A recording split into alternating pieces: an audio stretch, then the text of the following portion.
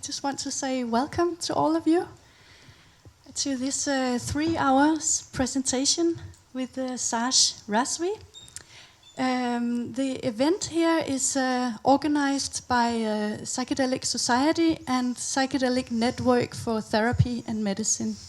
Saj is a psychotherapist and a trauma therapist, and he worked for MAPS at their studies with PTSD, with veterans and MDMA with veterans and who had PTSD. For treatment-resistant PTSD. Yeah, for treatment-resistant PTSD.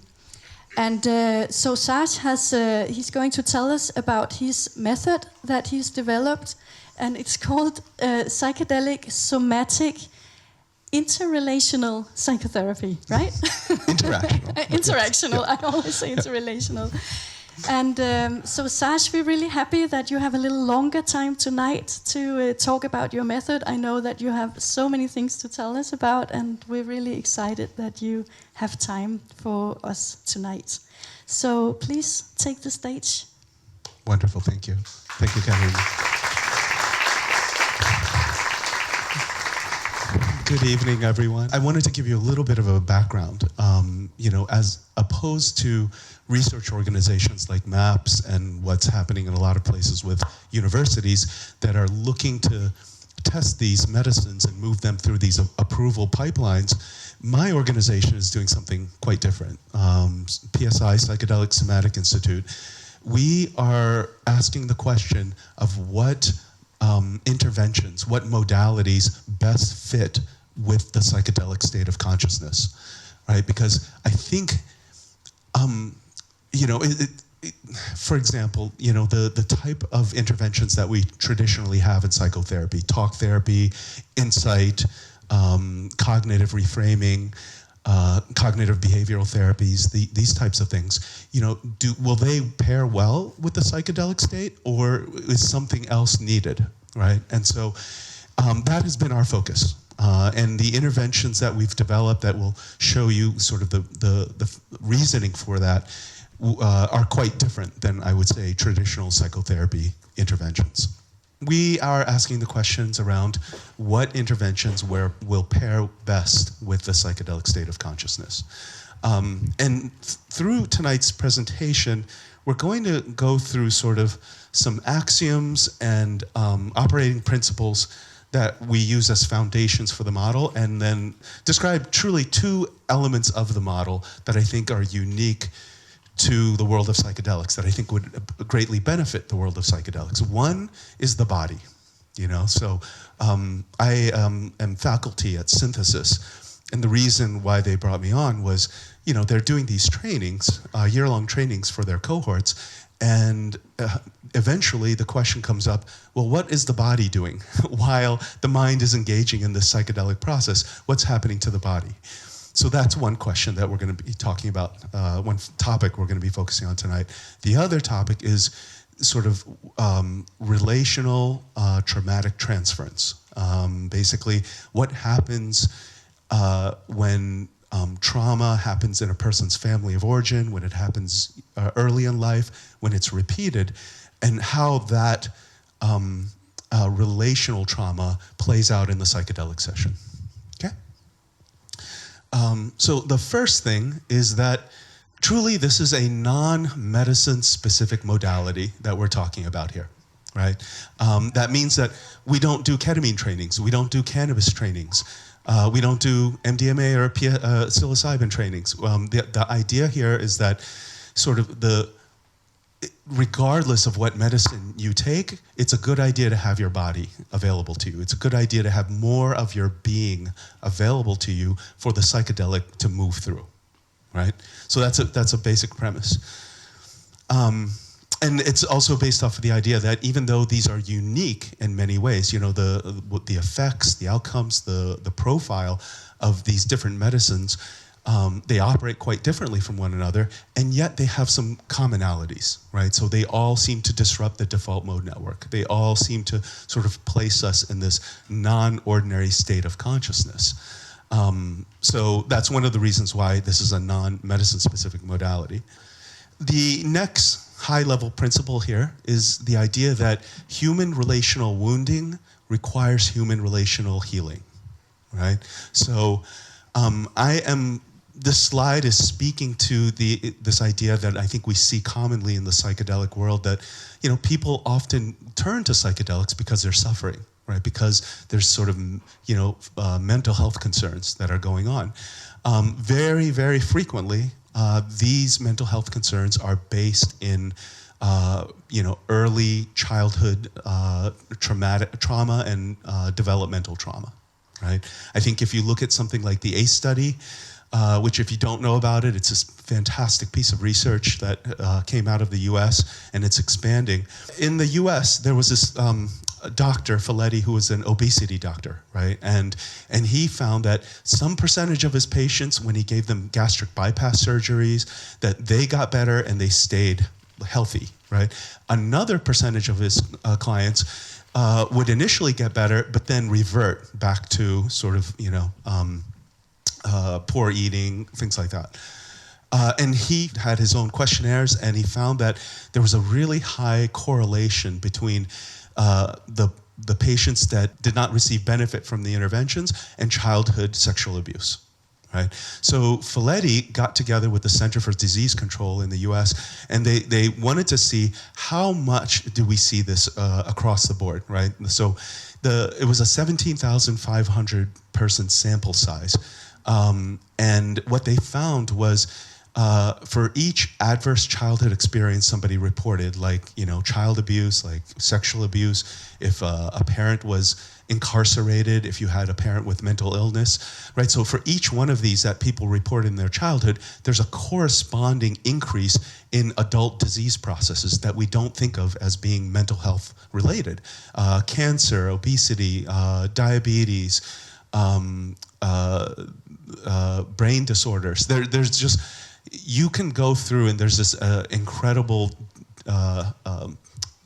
cache of research that's saying there's a strong correlation between childhood trauma and adult disease processes, and including depression, including suicidality, including addiction, right? So I think what is pretty convincingly achieved by the ACE study is to say that these adult repercussions of trauma, these diseases do not take place in a vacuum, right? They really need the foundation of childhood abuse, childhood neglect, trauma for this to sort of crop up. So basically, for mental health concerns, then the focus needs to be a person's biographical material, right? So again, I think what commonly happens in psychedelic circles is we shoot up into the transpersonal realm, right? We go to God. We think that if we have unity consciousness and experience the big love of the universe, that will help the reasons why we're going in the first place. And the suggestion is that it doesn't, right? It can be useful as part of therapy to realize that the world is full of love, but very frequently what I see is that people have to keep going back to that well. If the only place in somebody's life that they do not feel pain and suffering is the transpersonal reality, well, people tend to keep going back there. We want to work with a person's humanness. It's less useful if they leave their human realm. The other interesting piece about this point is that what traumatic dissociation appears impenetrable to transpersonal processes.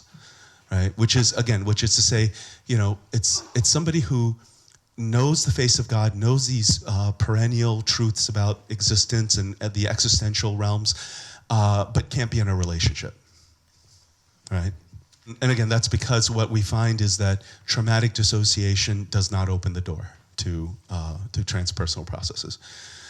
And then finally, point C, this is just an example of this. If somebody has insecure attachment, right? If somebody has sort of this wounding from their early childhood, you really need another human being to work that through, right? Now, what I'm about to go into here is the reasons why the model is the way that it is. And this is some findings that come out of Robin Carhart Harris's work. If you don't know, Carhart Harris was a neuroscientist at Imperial College in London, and now he's in San Francisco. And he's sort of championing this idea of the entropic brain model that I think really does a lot to explain what psychedelics are doing, and I think speaks to a lot of what happens in depression as well, right? So basically, a foundational principle of this model is that there are two distinct modes of cognition that the human mind is capable of, right? So we have what's known as primary consciousness, right? It's evolutionarily early. It's more primitive form of consciousness that we share with other animals. It does not conceive of time.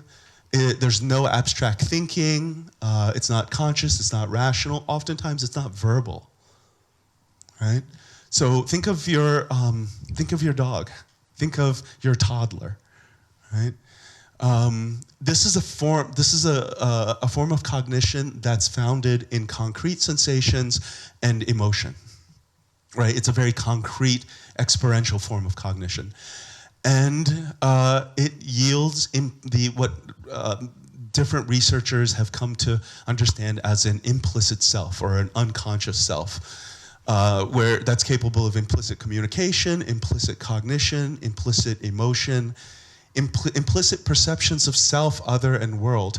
And then finally, the highlighted piece here, it's also capable of implicit homeostatic self-correction, which is exactly where we're going to be heading in the rest of this lecture. So just hold on to this little piece here, right? In contrast to primary consciousness, we have secondary consciousness, which is the mode that we're all operating in right now, right? This is your adult, ordinary consciousness. It's capable of self-reflection, abstract thinking, meaning-making. It perceives time, right? So you know the passage of time in secondary consciousness versus primary, you do not. Goal orientation, right? When you sit there and say, okay, I want to run a marathon and I'm going to train for it and these are the steps, when you're making those plans, that's the part of your brain that's working. Again, it's verbal, rational, it's linear. And you'll notice, I mean, if you think about, again, traditional therapy processes, which of these two modes of cognition do you think therapy targets, right? It's over here. It's clearly over here.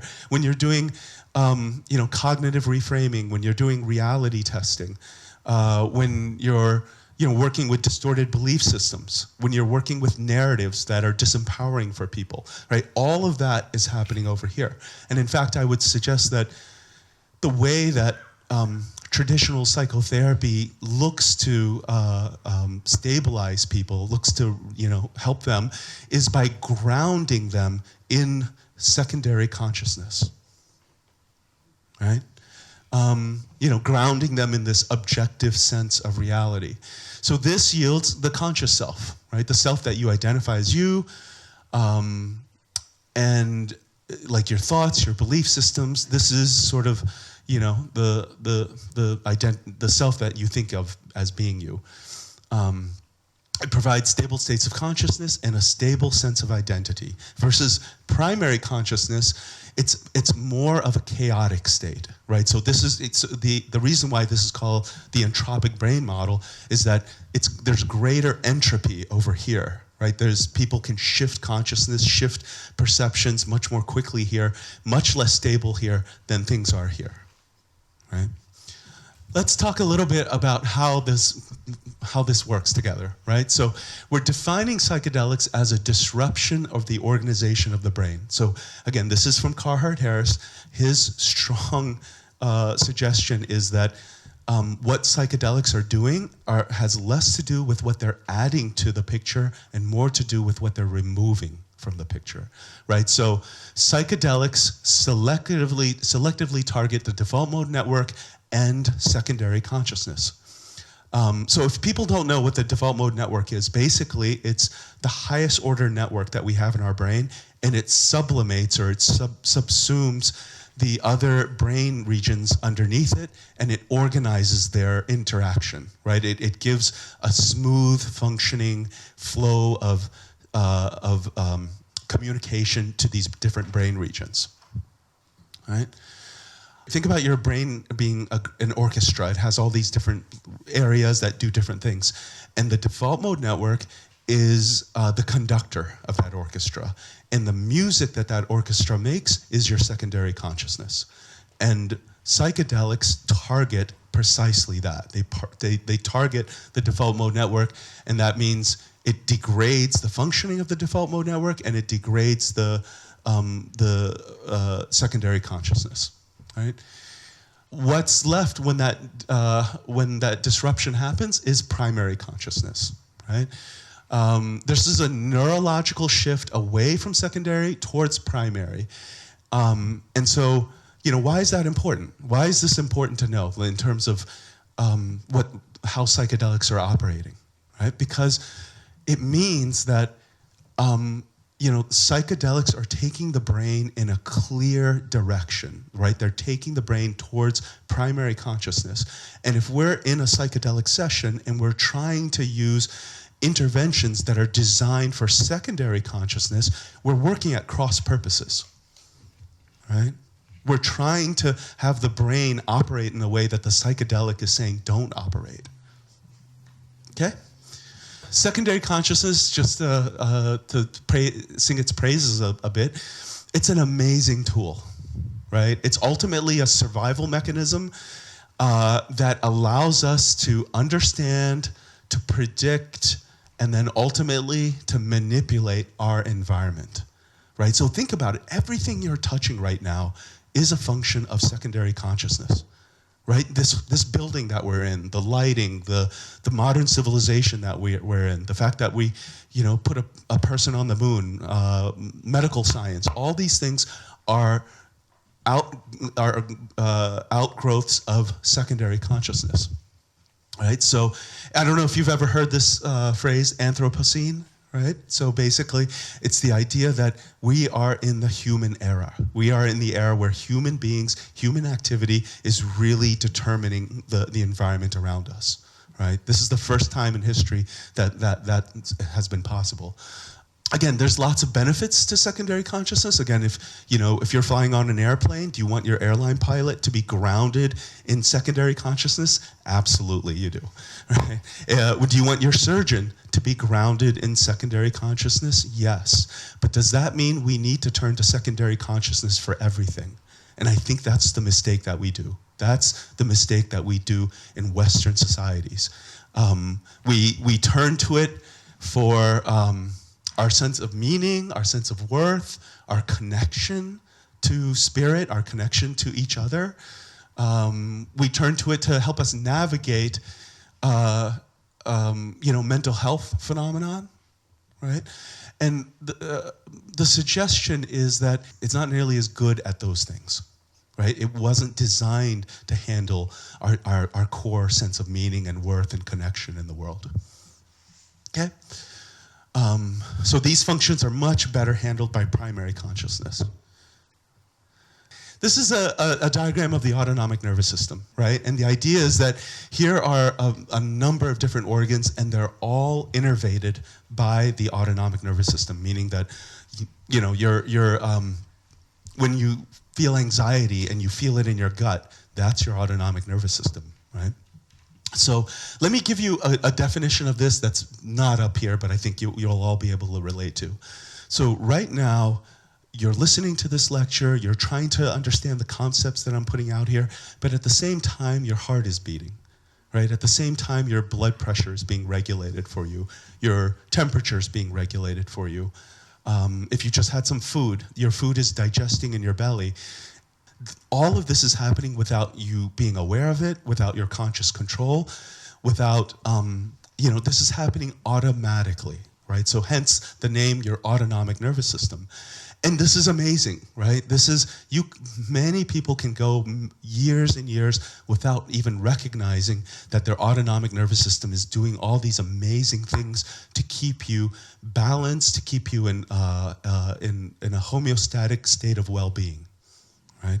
So, I mean, think about it, if you eat sugar, right, your body knows how to release the insulin and releases the appropriate amount of insulin to rebalance the blood sugar, right? If you're overheating, your body knows to sweat to cool you down, right? So, again, this is the machinery level of of who you are that we almost never think about, right?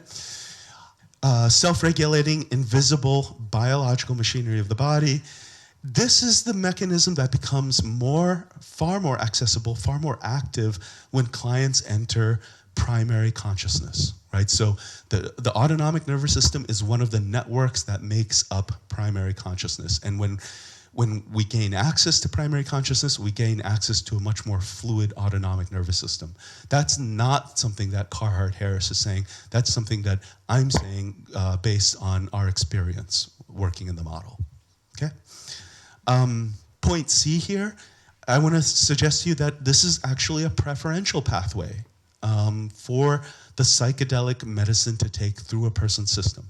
So here's what I mean by that, right? So if somebody has been doing talk therapy for 10 or 15 years, then they take a psychedelic, then very likely the psychedelic is going to take that cognitive channel through their system, right? They're going to have more insight, more awareness, it's going to be a mind experience.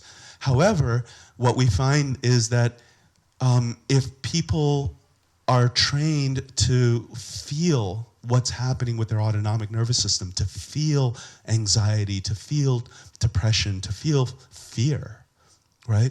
Then what we find is that the psychedelic will take that feeling pathway, that sensation-based, interoceptive, proprioceptive body pathway, okay?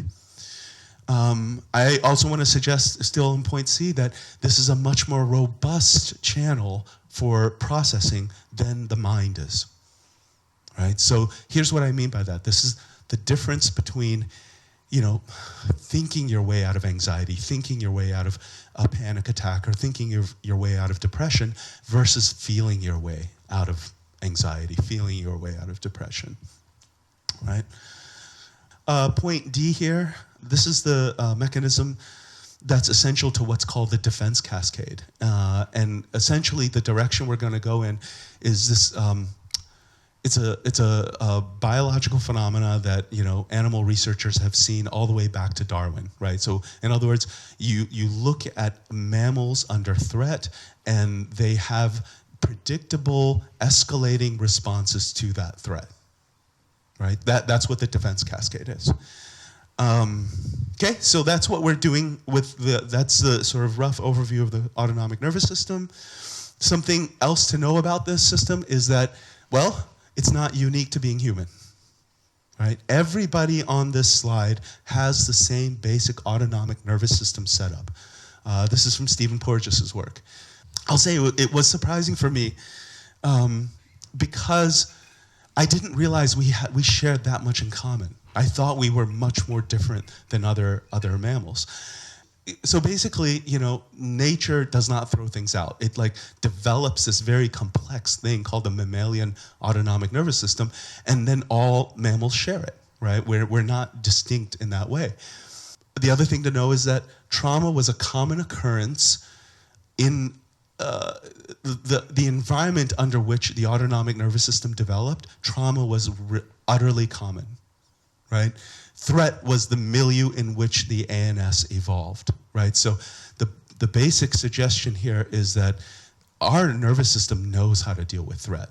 We've had millions and millions of years of evolution, and it's a little absurd to think that the autonomic nervous system doesn't know how to deal with threat, since it evolved in that context. What it also means is that this little mouse down here, does not have higher order thinking. This little mouse can have the same trauma reactions that human beings have without any meaning making, without any storytelling, right? This is all to say that trauma is a biological phenomenon. It's a bottom-up phenomenon, right? So of course, as human beings, we do something much more with it. We have the reactions that these animals have, and then we make a meaning about it.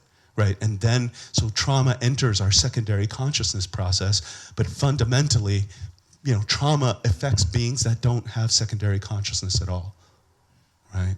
It's landing in our primary consciousness. Okay, well, we have a video to show you. Okay. This is one of the videos that we have on our website. And this is taken from a pilot study we ran with a group of combat veterans, and they had the option of working with either cannabis or ketamine. Most of them worked with cannabis.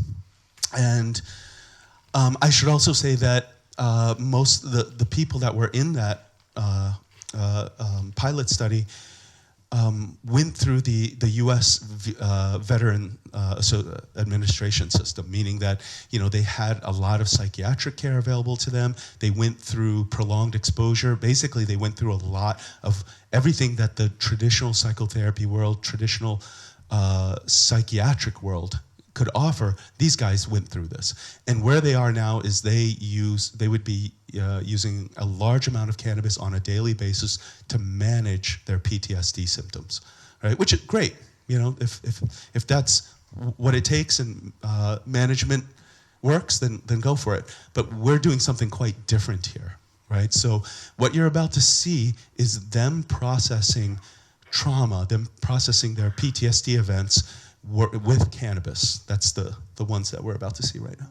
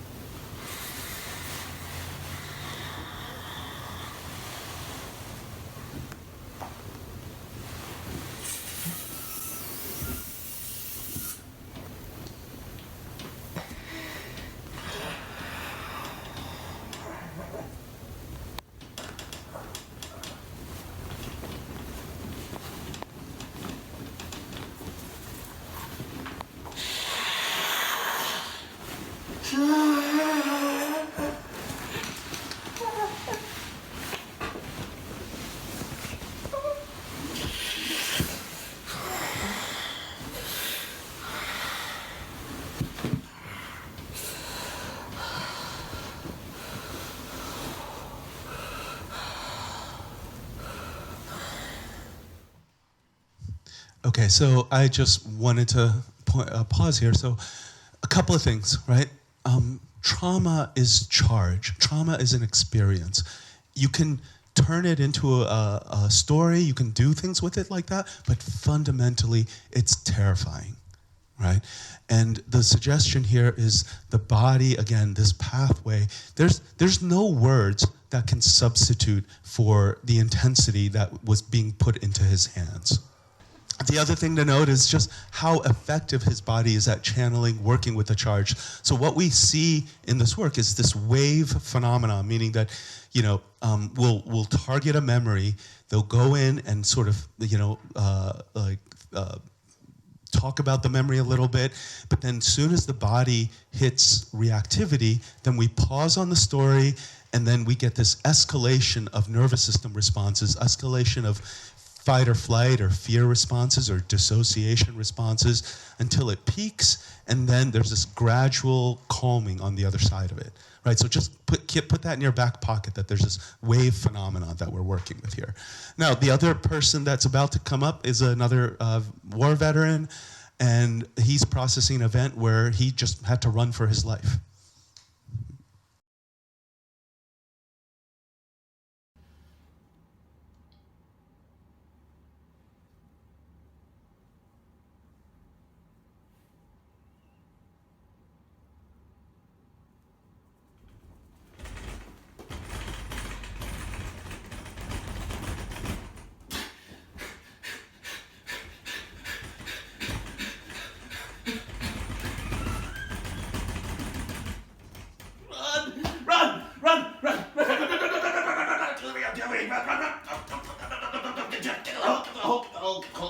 Don't run faster, run faster. Oh shit. Oh shit.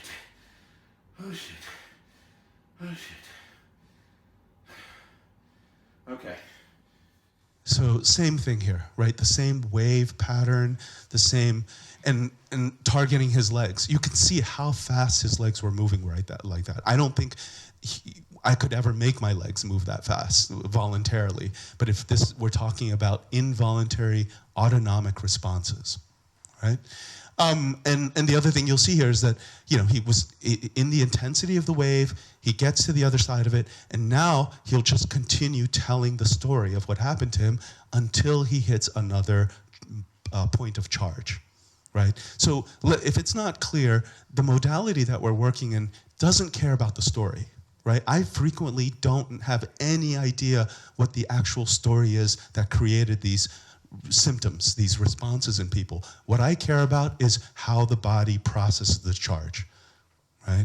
I don't care where these symptoms came from. I don't care what events made them.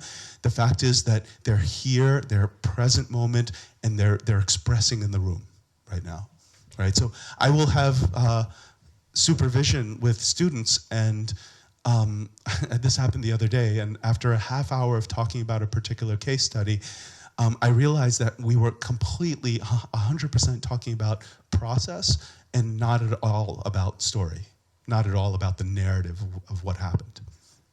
Oh, shit. Okay. I'll yell at the guys to run to the hole faster, because they are going to get shot by a Tory if they didn't get in the hole. It's like a cold, slow motion wave. Okay, so now this person is actually not part of the veteran study that we did. She's working with cannabis, and the reason why I included her here is her system is demonstrating what an entire side of the spectrum that we have not seen yet. And because it's harder to track, it's harder to understand. This is the numbing response. This is so the nature of trauma is that it brings up hyperarousal, hyperreactivity, and hypoarousal, meaning that there's a lot of dissociation that's part of trauma. And it's much easier to track the activation side of trauma. It's much more difficult to track the numbing, blank, empty, cold side of trauma. Even though I would suggest that like the numb aspects of trauma are the most important. Like that's the heart of trauma, right? So what you're seeing here is somebody who's worked in the model. She's describing this experience of just cold taking over her system, this sort of numbing, chilling experience of cold that just takes away all of her emotions. It's like a cold, slow motion wave. And it goes all the way down into my digestive system, freezing everything. And slow motion wave, now it's going to the right, like a cold, icy wave. Deep ocean. Freezing things. Yeah. And it's just flowing over to the right now, freezing everything in its path. Does that mean it freezes emotions as well, or just body? Everything. I feel like Spock. Okay. I feel cold. Okay. Literally cold. Yeah. Okay, so I will say that, again, her system is very quick at processing. She's been doing this work. So what we see over time is a much more fluid nervous system. Most people, if they're new to this, it will take them significantly longer to process through that dissociative charge, right? So the question up front was how much longer? And I will say that really depends on the type of trauma somebody's bringing to the table. So for example, you could be in what I would call a simple single event trauma, like a car accident, and go to that dissociative, numbed out place. Or you could grow up in a genocidal war where your entire family was killed and you became a child soldier, in which case there's a much deeper well of that dissociative aspect. So having said that, there's a wide range of what it can take to come out of this. I will say that the body-oriented psychedelics are fantastic for working with dissociation, right? Cannabis, I feel like, is perhaps the fastest from what I've seen. MDMA being the second fastest.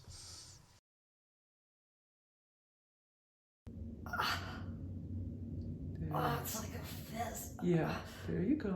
There you go. Watch the fist. Let it do its thing. Let it do its thing. My heart's beating really fast. Yeah, there it is. There it is. Stay with it. Stay with it. Scary? Yeah. Stay right there. If you need my hand, I'm right here. So what you might be intuiting right now is when people numb out, when they dissociate, it's not like, when you clear the dissociation, everything is fine, that they go to neutral. No, what we reliably find underneath dissociation is charge, is reactivity, is panic and fear. If you need contact, I'm right here. Stay with it. It's like it's fury that's protecting me. It's just, I'm so mad. Let it do it all by itself. Let it do it all by itself. It's like the fear is underneath the fury. It's really cold. Yes. Let it all surprise you. Yeah, confusing, fury and fear all at the same time.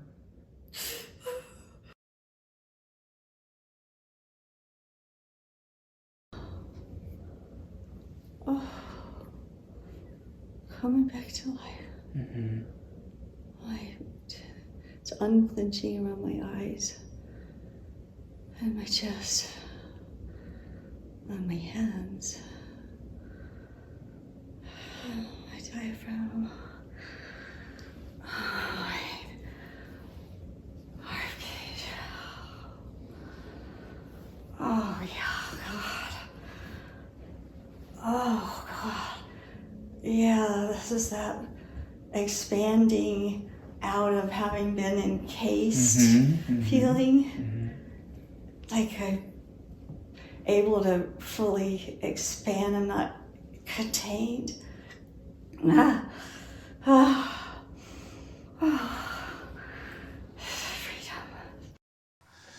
Now, this last clip I'm going to show you is one of our former students. If you are familiar, if you are ever in the Los Angeles area and are part of that psychedelic society world there, you'll know this person. His name is Paul. He's the president of the Los Angeles Psychedelic Society. And this is from our training out there. And what we found in his case is that his system kept having this response, and he needed a little bit more support to have it fully emerge. Right?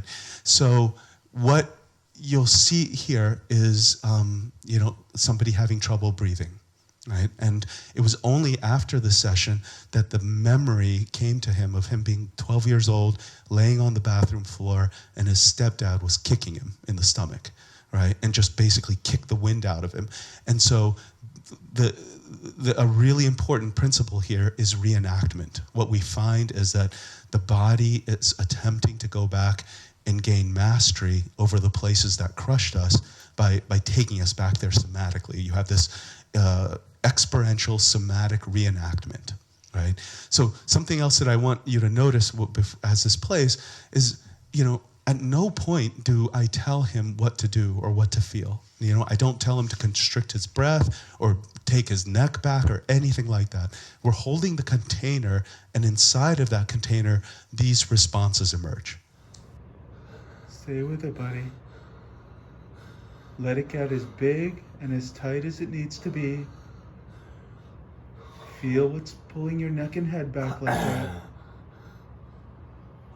There you go. There you go. Did you see the muscles in his neck? Like, his neck is not just kind of laying back there, right? The muscles, the autonomic response is gripping the muscles and contracting them backwards. There you go. There you go. Back arching. There you go. You got this. There it is.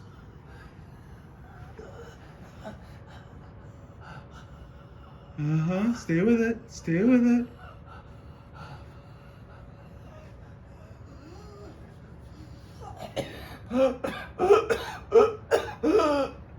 Yeah.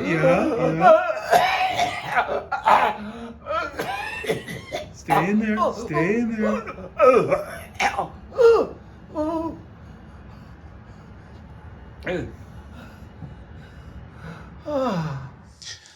So again, wave phenomena, the wave doesn't actually last that long, especially the reactive part of the wave. Coming out of the dissociation, that can take time. But when people get here, it's a relatively fast system.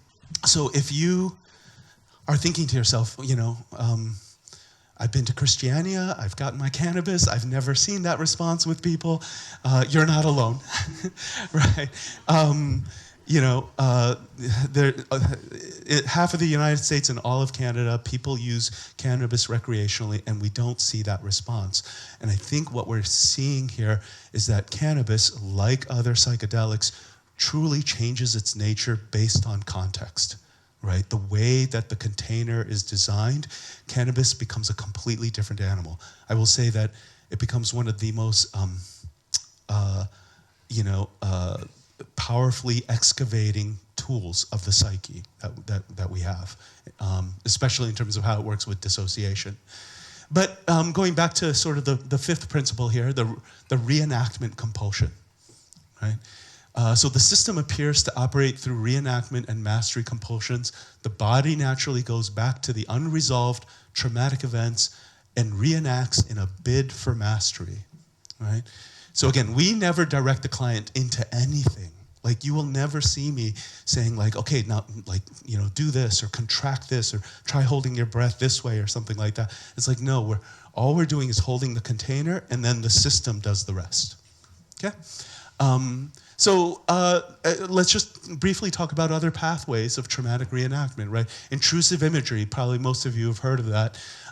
There's some, I think, very valid speculation that is an attempt for the mind to sort of, bring back the stimulus of the trauma so we can process it. And clearly that happens to many people with PTSD. Recreating childhood family patterns in adulthood, right? So I don't know if you've ever yourself had this experience or known of somebody, they leave they become 18 years old and they leave their family. They move 2,000 miles away. And then they become an adult and get into a marriage and they completely recreate the family of their origin, right? Transference, that's reenacting through relationship, right? Through relational projection. You're transferring sort of past relationships onto the present moment. And then finally, what we're seeing here is somatic recreation, somatic reenactments, right? Guys, let me just say, like, there's great intelligence that's at work here, right? So I will give you an example. I was working with somebody, this is this person's first session, and when we were working, her neck just did something similar to Paul's neck there, right? Like, her neck just went back and it was painful, and it was her first session, so I thought maybe the pain isn't essential here. So I asked, can I put a pillow back there and kind of support your neck? And she said, yeah, and then we did that, and her neck and head went back, rested on the pillow. She was there for a few minutes, and then she said, no, the pain is essential, right? And so we took away the pillow, and then the neck went further back, and the pain was there, and then it had this arc, which was being interrupted because we were trying to save her from the pain of it, right? So this is me saying that pain oftentimes is part of the reenactment process in somatic therapy, right? It's not something to save somebody from. And that example that I gave you, again, that was this person's first session, and she had this internal, intuitive sense that this is meaningful pain. It's not random, right? Let me give you another example of what this reenactment can look like, right? I was working with somebody, this person was, it's hard to believe, but she was the eldest of 11 children, right? That still happens. And of course that meant that she was parentified at a very early age. As soon as she could be like, mom's helper, she became mom's helper, right? So, probably at 7 years old or something like that. And so, like the caretaker child in her family, very responsible, all of that. So we're working, and like, she's sitting on this very comfortable couch. So imagine I'm her and sitting on this couch, right? And then she's doing this process, and eventually, just slowly, this takes minutes, but her whole body begins to lean over. And I can't even reproduce this because I don't have the abs for it, but basically she's an inch off of the the couch, and that's where her process stops. That's where her system stops. And she's just hanging out there. And to me, this looks incredibly painful. This looks incredibly like she must be working really hard to maintain this posture. And I asked her about it, and I asked her how it felt, and she said, it's fine, right? And then I was like, okay, then let's just hang out here. This is where your body's taking you. So it was fine until it wasn't fine, until finally the stress of it, the difficulty of that posture started kind of being recognized by her consciousness, right? So again, there's intelligence in there. Just like for any 7-year-old that becomes a sort of a parentified child, that might be quite normal, but it's still very difficult. And very frequently, we dissociate from that difficulty. The other principle here is that the constant interruption of the homeostatic self-correction of the ANS. This is all to say that the nervous system has a natural homeostatic impulse to return to calm states after stress and after traumatic states, right? And for that to not happen for us, we are constantly interrupting. And that might be something hard for you to believe, simply because you're sitting there thinking like, I'm not interrupting, I'm not doing anything right now. But trust me, your secondary consciousness is preventing a bunch of these responses from taking place in your system. So basically, we're constantly suppressing or constantly managing the nervous system response in order for it to not engage in the movements that you see there, right? So this is all to say that we have a clear understanding that our biology works on homeostatic principles. Like I said, your insulin being released to balance your blood chemistry, your sweat cooling you down. But I think the thing for us that's new is that mental health also is subject to homeostatic self-correction. It's not just our biology, it's our mental health.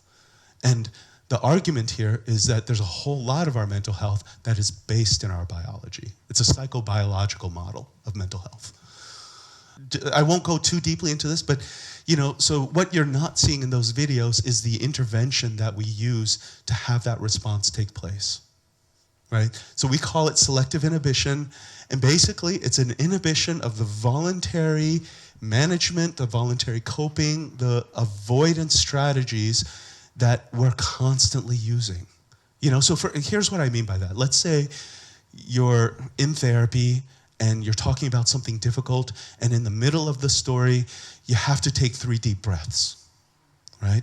And then you can continue telling the story. What's happening there is you are managing your nervous system response for short-term gain, right? For short-term benefit, so you can continue to tell the story. And that's useful if you have a psychotherapy model that values the story. But if you have a primary consciousness model that doesn't value the story, but rather values the experience that you're having, right? So in other words, I think it's much more important and useful and interesting to stay with that nervous system charge. In other words, what happens if you don't take that deep breath? What does your nervous system want to do all by itself? You might not be able to complete the story. You might not be able to, get to the end of the story. But again, I'm suggesting that's less important than actually letting your body do what it wants to do here. Okay? I know there's a lot of words on this slide, but bear with me here. So we can define selective inhibition by what it inhibits, right? That's one way of defining it. So therapist holds a container in which the client's voluntary management, coping, distracting, avoidance strategies are inhibited. So that means physical movement patterns, meaning that like if you're sitting there and you're doing this with your foot, right?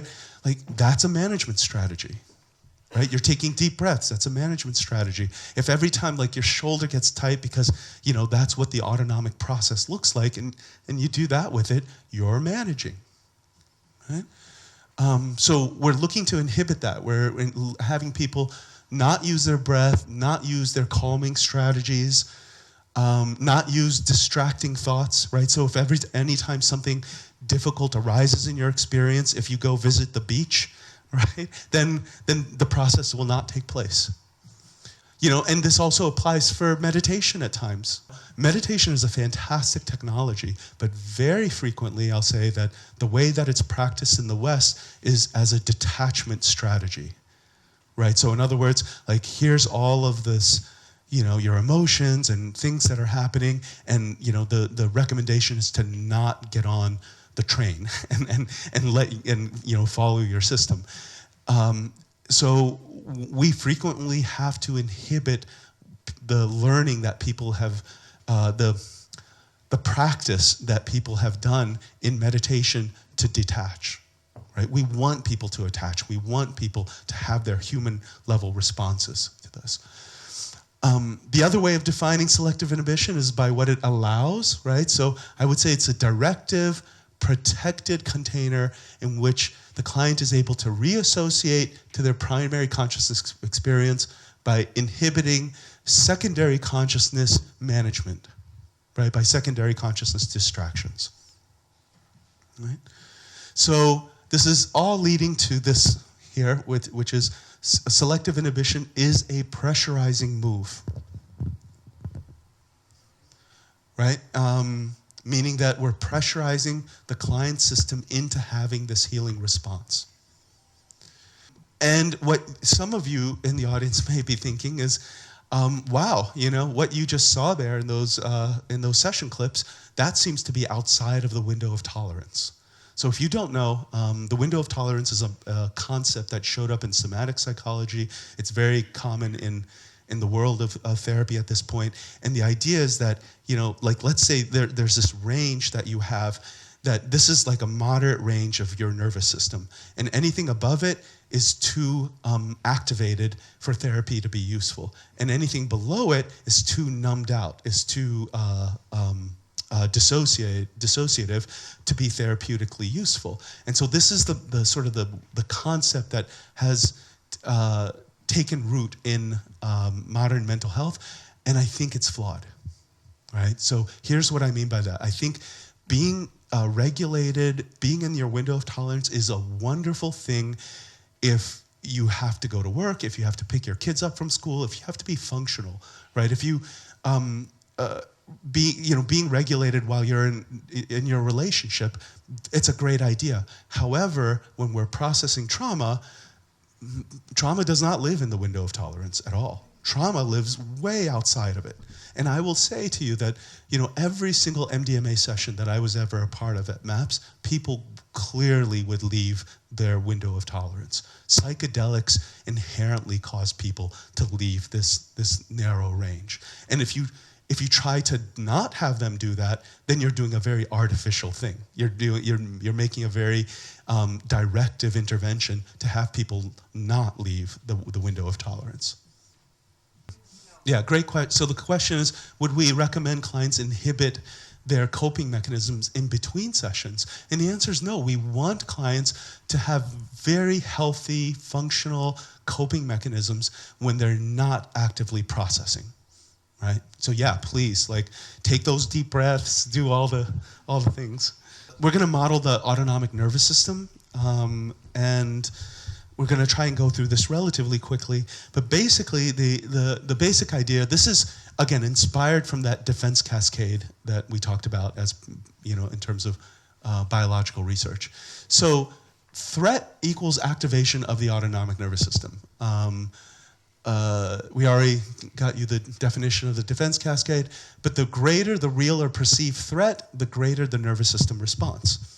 So what that means is if we map it on a XY axis, the x-axis here is threat level, right? This is anything an organism perceives as threatening can show up here. This could be being shot at in a war, this could be assault, this could be a car accident, a surgery, but I think most commonly, this is childhood threats, right? This is being neglected. This is being abused. This is, very frequently what we find is that childhood threats make it here, Okay. Then the y-axis is your autonomic nervous system response. And I think maybe a good example of kind of demonstrating this is, let's say you're driving and it's winter time and it's snowing outside, but it's you've done this before, so you're driving 100 kilometers an hour. Is that how fast you guys go? And then let's say you hit a patch of ice, right? And we've all had that experience where all of a sudden we realize, like, oh, I'm not in control of my car anymore. And as soon as that happens, your nervous system response kicks up, right? So your breath speed gets short and shallow, you grip the steering wheel, you're hyper-focused on the road, adrenaline just got released into your system, your neck and shoulders tight, your gut's tight, you're feeling fear, right? And again, all of this happens in a fraction of a second, and you did not make it happen, right? You did not choreograph any of that. And it's a good thing because, when threats show up, the body needs to respond quickly, right? So just imagine that, just how thoroughly your body takes over when a threat like that shows up. Or the other, just imagine walking down the street, you're talking on your cell phone, and then you trip on something, right? And instantly so again, the threat level has gone up. You're about to fall on the sidewalk. But look at what your body does to prevent that from happening, right? Your core muscles get tight, your legs adjust quickly, your hands come out like that, your neck and head go back to protect your brain, your jaw might get tight, a little bit of adrenaline. Again, you did not generate that response, right? Your body, your more primitive system takes over, your fast brain takes over and provides the response, right? Something that's helpful in the imagining of this is that think of your nervous system as a marble on a track that is being acted upon by gravity, right? So nervous system activation is a state of tension and requires biological energy to maintain. Meaning that, when you're fearful and you're gripping that steering wheel, it's biologically expensive to be that tense, to be that hypervigilant, right? And as soon as the threat passes, the nervous system says, I don't want to pay this price. I don't need to have you be this activated. So the nervous system marble seeks to return to the most stable, relaxed, and efficient position possible, which is basically just saying, you regain control of your car and you drive home more slowly and everything's fine, right? So basically you go to state zero here, there's no threat. And then soon as that starts happening, your adrenaline leaves your system, your muscles unwind, you begin to breathe more normally, right? And this just happens in a matter of 20 seconds, 30 seconds. Okay? However, the mammalian nervous system is more complex, and it has what are called attractor states that are built into the system. Attractor states are stable states, which is to say these are places that can hold the marble and hold the ANS activation for long periods of time. And finally, the ability to stay in these states looks to be an adaptive response. So here's what we mean by that. So instead of a straight line, we get these troughs that can hold the marble. So state 1 here is a stable state, right? State 0 is a stable state. You can live a lifetime in either one of those, right? So I'm going to change our example here. Let's say that we're all zebras, we're on the African plains, and it's a nice sunny day, we're eating grass, we're at state 0, right? And let's say there's some rustling in the grass nearby, and we look over because, in a state of nature, rustling in the bushes could be the wind or it could be a predator, right? And so let's say we have what's called a little startle response. We look over and it's just the wind, in which case, the nervous system says, okay, nothing to worry about, go back to state 0. But let's say an hour or two pass and there's more rustling in the grass, and we look over and it's a lion and she's stalking us, right? And I don't know if you've ever seen this on those National Geographic shows, but there's no absolute safety. There's nowhere that the zebras can all of a sudden run away to that they won't be followed by the lion, right? So the lion can stalk her prey for long periods of time until she finds the perfect zebra to go for. So what the nervous system does is move us all to state 1, which is a state of hypervigilance. It's mild stress. It's essentially saying, look, there's danger here, but it's not imminent. There's nothing to do about it except for be aware, right? So the signal goes out to the zebra herd, and we all move into state 1, mild stress, and the symptoms are increased energy, fear, anxiety, anger, hyperalertness, right? Excitement can be a symptom of state 1, right? So mild stress can be pleasurable. Mild stress could be exciting, right? Like we jump out of airplanes, we go see horror movies. Sex is a state of mild stress. Hopefully just mild stress, right? Irritability, annoyance, increased heart rate, breath speed, insomnia, right? So again, think about if somebody came to you and said, hey, I have these symptoms and they're painful and I would like to work with them. So yeah, these are difficult symptoms, but just consider the circumstances under which these symptoms are being generated, right? So if you're living in a dangerous situation, it's appropriate to not fall asleep, right? It's appropriate to be hypervigilant. It's appropriate to have all these like fear and hyper arousal responses available to you. Somatic tensions, tight muscles, headache, other pains, restlessness or feeling fidgety, speedy thoughts, feeling nervous. Okay? So then let's say that at some point, the lion is done stalking and she finds the perfect zebra and she launches. And when that lion launches, we launch, right? So basically everybody in that system moves to state 2, which is essentially state 2 is high stress. It's the realm of panic attacks, right? This is where you either run or you're the zebra that gets killed. All right. So also something to note is state 2 is what we would call a semi-stable state, meaning you cannot live an entire lifetime in panic. You can live an entire lifetime in stress, right? I would suggest that most people in modern civilization that live in cities probably live here, right? Think about Manhattan, think about New York, right? And then think about Hawaii, right? Okay, and so state 2, we don't live in a panic attack, but we can go there for a visit. So here are the symptoms of state 2, right? Panic, hyperventilation, heart racing, sweating, shaking, trembling, lots of body contractions. This is not a subtle state. I will have clients that are processing a state 2 event, like a car accident or an assault or a rape or something like that, and they'll be sitting on my couch and they'll be going into this response, right? Because again, we're inhibiting their coping strategies, and so their nervous system is trying to move the marble back to state 0. That's why it's going into this response. So we get rage, terror, maximum performance, very fast thinking, right? And I don't mean like wise thinking. I don't mean people are making good decisions here. They're just thinking fast. And again, does not last very long. So something I want to propose to you is the idea that everything that we've covered so far on that nervous system map is stress or high stress. It's not trauma. And this is a definition that we have. It's not something that's shared by the wider world of mental health.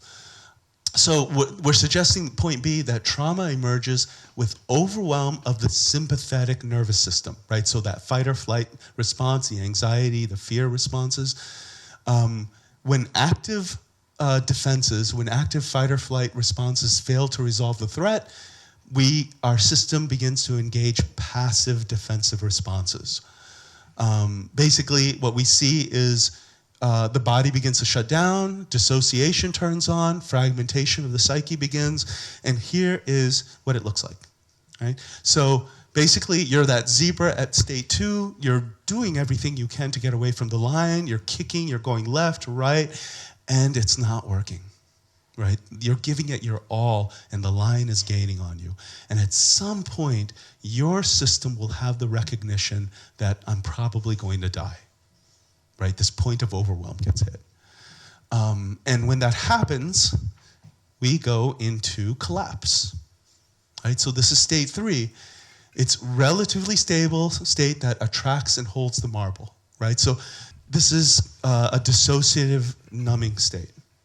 Like, so again, think about it. Like, you or this animal could be fighting for your life, like enraged and adrenalized, and all of a sudden, boom, like shutdown happens, right?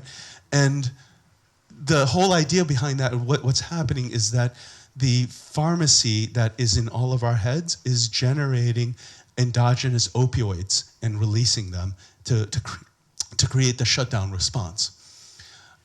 So we get lethargy, sleepiness, heaviness, collapsed posture.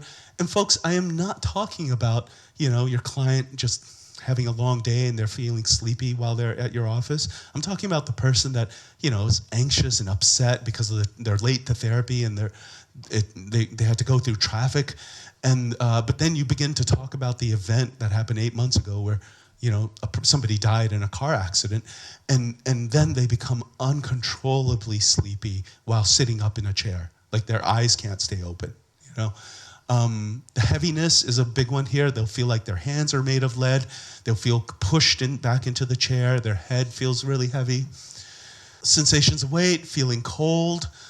There's blood flow patterns that are shifting in the body when we achieve this level of threat, right? So basically the body is saying, I'm going to send blood to your organs, and you'll probably be cut or attacked at your limbs, so we don't want you to bleed out.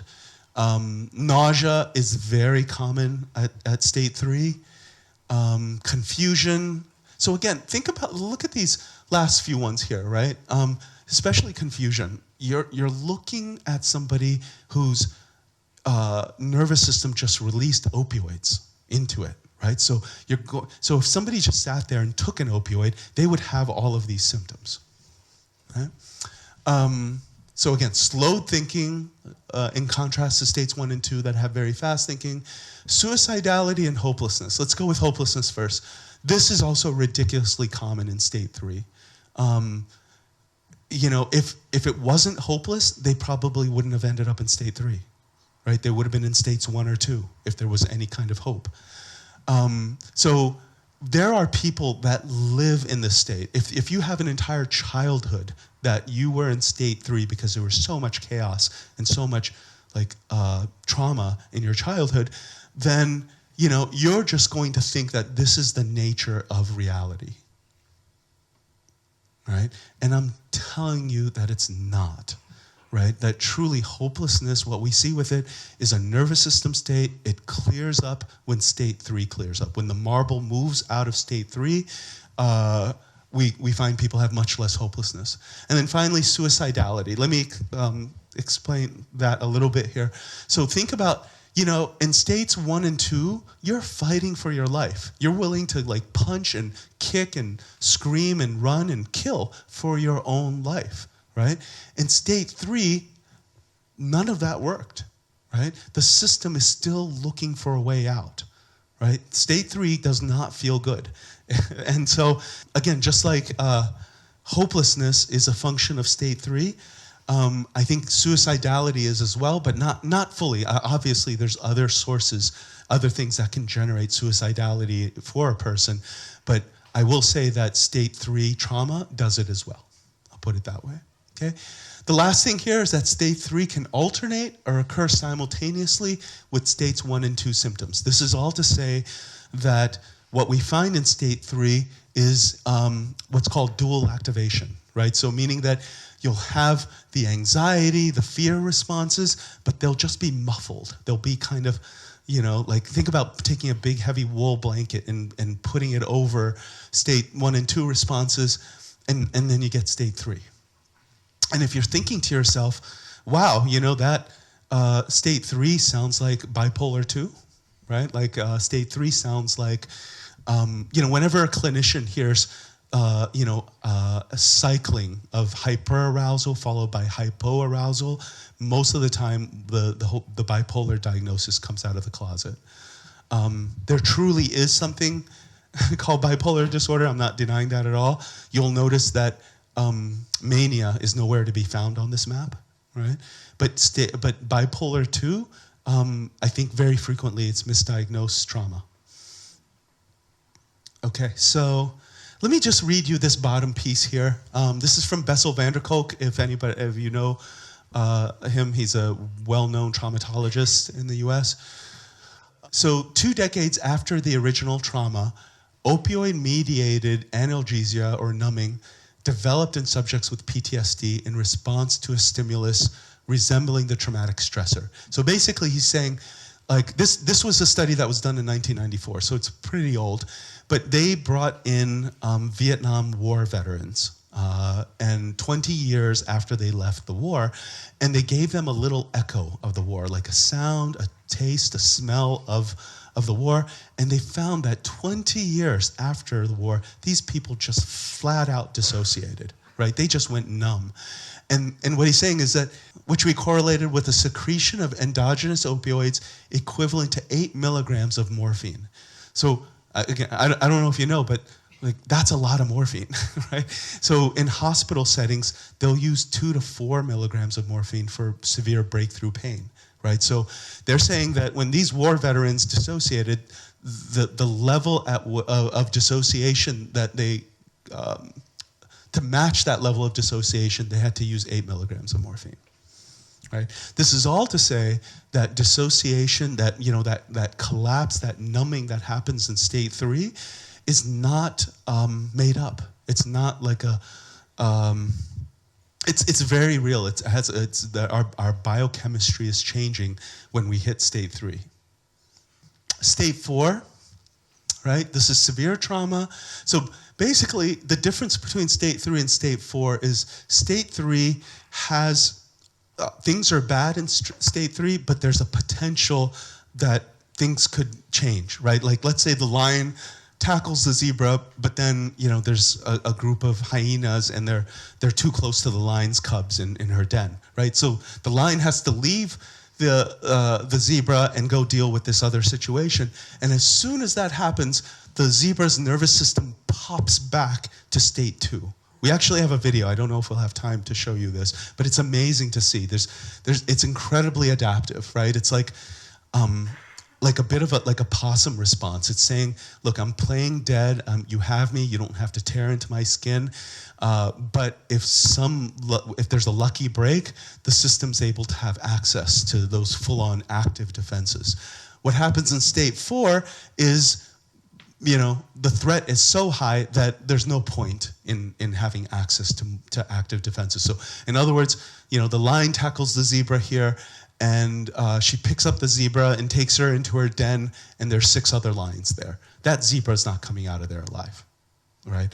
So this is a much more profound opioid release state, right? So it's a much larger opioid release. Blank affect, numbness, feeling disconnected, spaciness, vision changes, feelings of, guys, every word on here is some version of blank, right? Some version of, I'm not here anymore, right? I'm gone. And the opioids do that, right? So feelings of unreality, this is when people will feel like they're made of plastic or their arms are made of metal. This is when people will feel like they'll have out-of-body experiences, like they'll describe a car accident or they'll describe abuse from a third-person perspective, like I'm outside of it, it's happening over there, it's happening to that poor person over there, it's not happening to me, right? There's a lot of floatiness here. People feel like they're in a black hole. And the tricky thing with state 4 is that it feels like respite. Right? It feels good. It feels like a break. If you think about all of the trauma, all of the difficult things that have had to happen on this map before somebody gets here, this is like really nice for people when they get to dissociate this hard, right? Because think about it. It's the ultimate solution, no matter what happens to this body, no matter like what's going on here, I'm not here to feel it anymore. It's a fantastic solution. The only problem with it is that the price is incredibly steep. It's a big price to pay because you are no longer in the world. You are no longer responsive in the world. So remember those state 3 symptoms, right? Heaviness, hopelessness, collapse, depression, suicidality. It sounds awful, but you're still feeling things, right? When you hit state 4, you're not feeling anymore. You've left the building. So let's talk about a couple of interesting dynamics of this before we get to the traumatic transference piece here. One is that state 4 behaviorally looks like state 0. Right, so if you're doing talk therapy, and you're tracking like mental content, you're not going to be able to tell where your client is, right? So can you get that? Like state 4 is calm, right, and state 0 is calm. Like, so somebody can be in the deepest part of their trauma and they look calm. Right? This has been a problem in courts because people expect more reactivity and they're not getting it. So subjectively, they are quite different, right? State 0 is neutral states. Neutrality has a sensation to it, right? You can feel your body. You can feel breathing. You can feel your butt in the chair, right? You can feel the air on your skin. State 4 is lacking in sensory information, right? Really, the body is just an idea in state 4. So if you ask somebody in state 4 how are they feeling, they'll say, "Oh, I'm fine," right? But if you get more specific and like, "Yeah, give me the details of what fine feels like," they're not going to be able to tell you because they're not getting information from their actual direct experience, right? Oh, the other really, I think, a useful tip here that we give to students is, let's say you're working with somebody or you yourself are doing some work and you're in an activated state. If you quickly move from that activated state and all of a sudden you go to a calmness, right? You didn't go to state 0. You went to state 3 or state 4. Going from activation to state 0 is a much more gradual process. You feel the details of it. You're calming into that, right? So the speed at which the calmness turns on is a good indicator of which direction you're going. This is the summary of the nervous system map. I think this is a useful model regardless of what therapy modality you're engaging. And again, this becomes much more active in the psychedelic state, right? The movement on this map becomes much more active. States 1 and 2, they're relatively speaking, they're a piece of cake. They're easy to work with. Because think about it, the system has not dissociated. There's no opioids in the system. There's no fragmentation of the psyche that's happening there. And the things that you're looking for in states 1 and 2 are like things that are easy to track, right? When you're upset, when you feel anxious, you can track your upset and anxiety. The mind knows when states 1 and 2 are happening, right? However, when states 3 and 4 are happening, I would suggest this is the heart of trauma. And this is where we fail as a field. We do not have really any modalities that are good at really working into this space. Because again, think about it. When you're looking for things that are missing here, right? Versus tracking things that you can clearly see and feel here, you're looking for emotions that should be there but are not. You're looking for body sensations that should be there but are not. You're looking for responses that should be there but are not. This is where psychedelics are amazing, but not organically by themselves. They have to be focused in order to work here, right? Something I will bring up, I haven't talked about this in this presentation, but what happens when you are taking a psychedelic to deal with the trauma in your life, right? Your mind is accustomed to having this opioid release whenever this particular traumatic event starts to come up, right? So what you get is the psychedelic, and then what you get coming against it is the opioid response, our endogenous opioid response, right? And very frequently what I see is that the opioid crushes the psychedelic response. right? And what that can look like is, people being completely sober. You can be an hour and a half into an MDMA journey and feel like, I've seen this with participants where they feel like they could just take off their eye shades and go about through their day. They feel like they got a complete placebo, right? And I've seen that with psilocybin, basically people that are complete non-responders to psilocybin. The best theory that I think we have for that is the dissociative element, right? That's what's going on there. Okay? I don't want to go too deeply into this, but essentially this is a solution-based understanding of trauma, right? And what I mean by that is, the resources, the strength, the capacities that an organism has relative to the threats that they face determine where we end up on this map, right?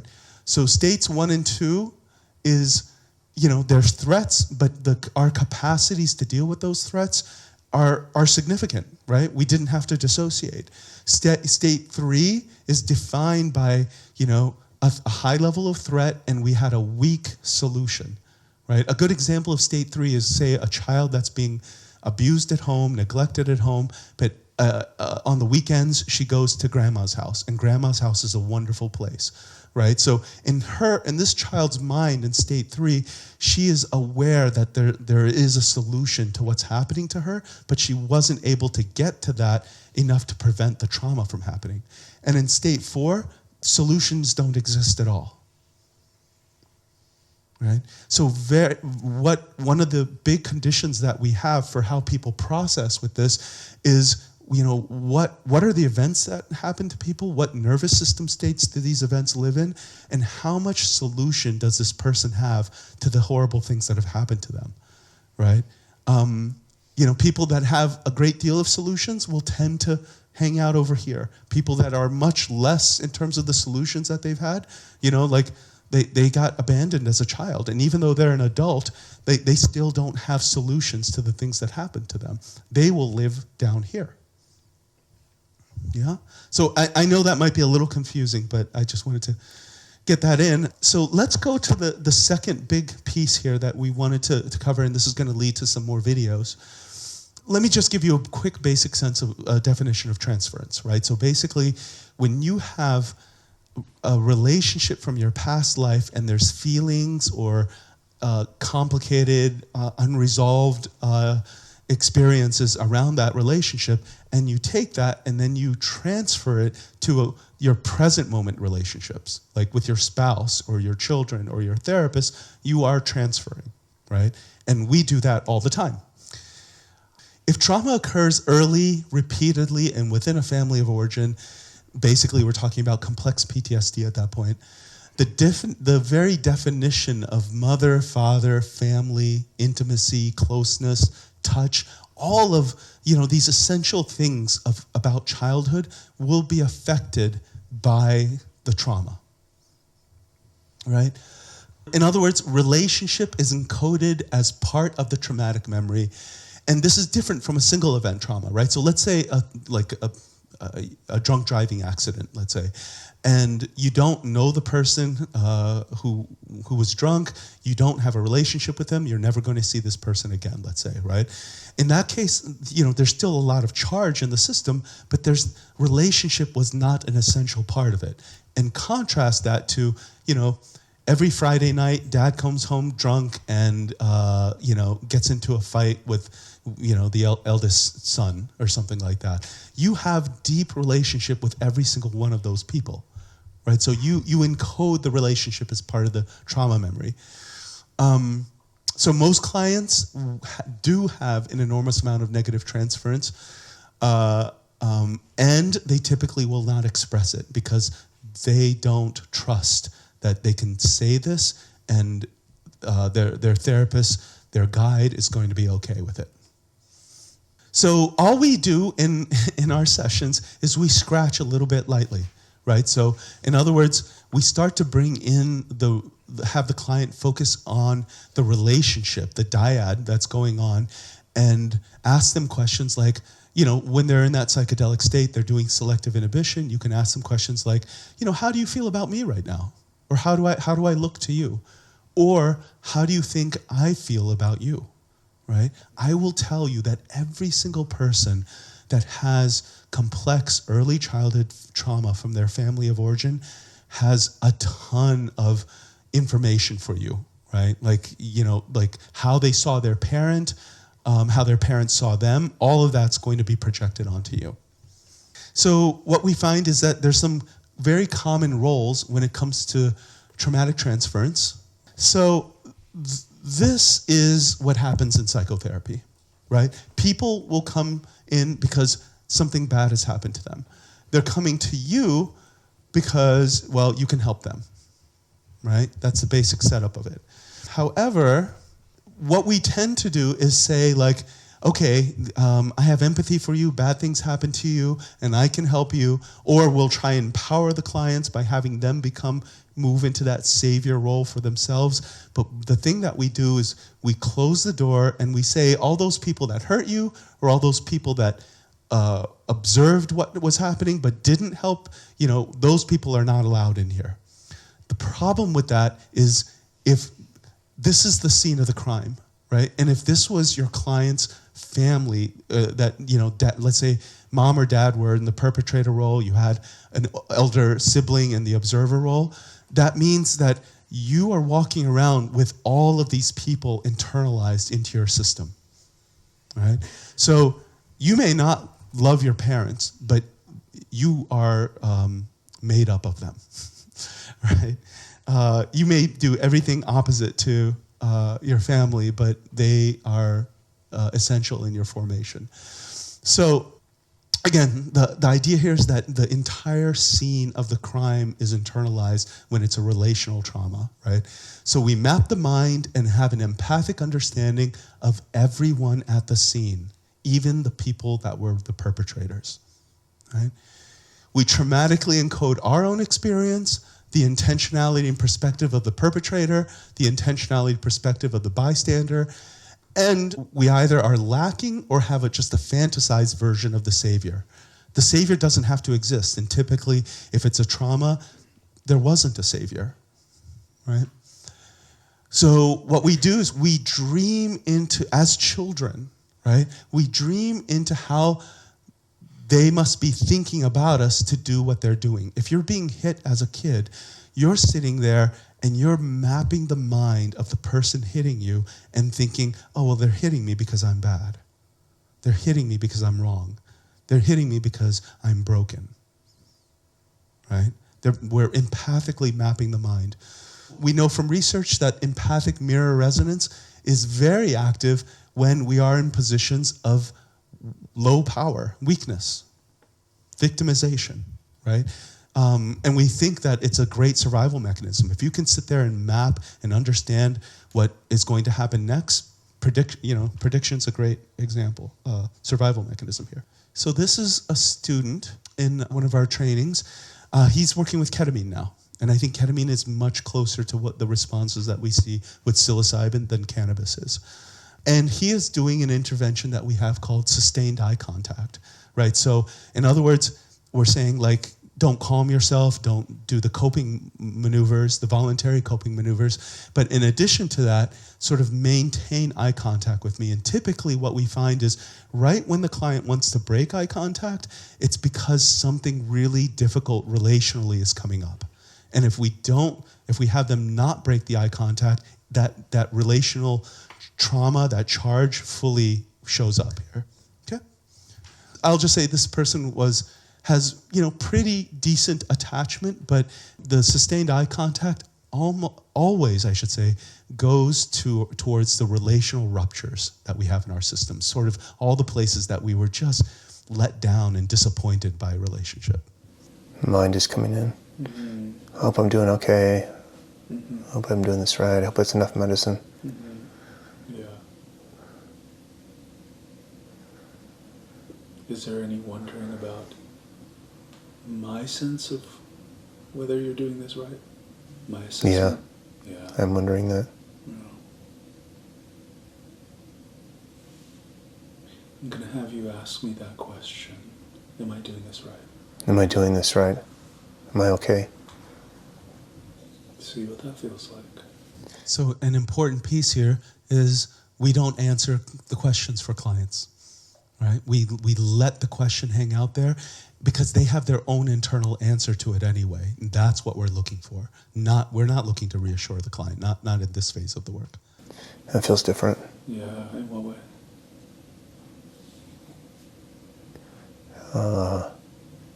Feels more like a longing, grasping in the upper part of my chest. Yeah, notice longing and grasping. And let's go back to that one piece. Easy with the breath. Go ahead and ask me that again. Am I okay? Am I okay? My body wants to tense up a little bit. Yeah. The hamstrings. Watch it do that. And if you were to imagine what I'm thinking about that, what my answer might be, Right. what would you think? No. No, the answer would be no. I'm not doing it right. Okay. So let's just stay with that. See what that feels like. See, he already has his answer, right? I'm asking him, well, what do you think about that, whether you're doing this right? He's like, no, I'm not. Yeah. Let's jump ahead here a little bit. Okay. So notice his hands are starting to come up. Just let him go. Let him happen. Let this happen. Let it surprise you. And in contrast to cannabis, which is, adds a lot of speed to the process, ketamine is much slower, right? People get to slow. It's softer, it's slower. It has different gifts than cannabis, I would say. Starting to pull. Yeah, let the pull happen. Is it coming from solar plexus? Yeah, hip flexor and solar plexus. Okay. Just as a little experiment, see what. Go ahead and close your eyes for a bit and check body. It seems to allow body to go. Yeah. Just let it do that.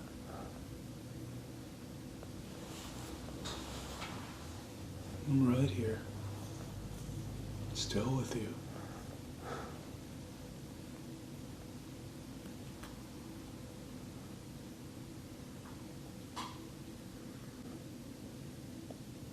It is just pulling me down there.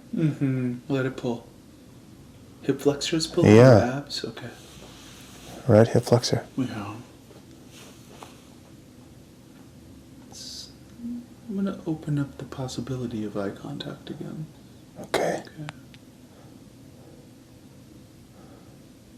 See what our relationship feels like from where you are right now. Any desperation here? Maybe just a little. I notice I want to look away. Yeah. So see what comes up when you don't.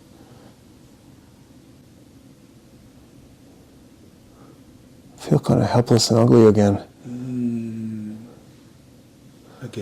Again. It was here before? Maybe. Okay. Maybe the other day, or maybe just Okay. So just again in my life. There's the hip going again. Yeah. Allow helpless and ugly. So again, we're not trying to rescue them from their own experience, right? He's saying, I feel helpless and ugly, right? I'm not here to talk him out of that. I'm here to engage with him, have a relationship in sort of the most difficult places that people have in their psyche.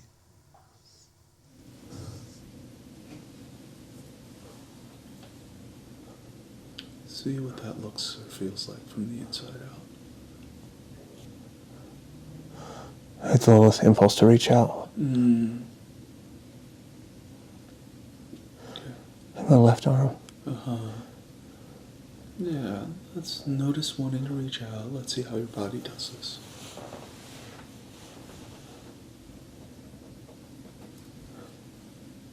Wants to hold on to the chair and then reach out.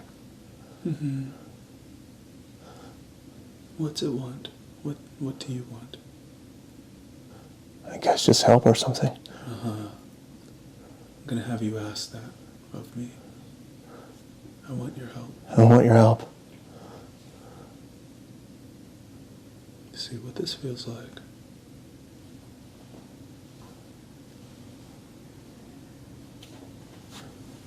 I want your help. Yeah.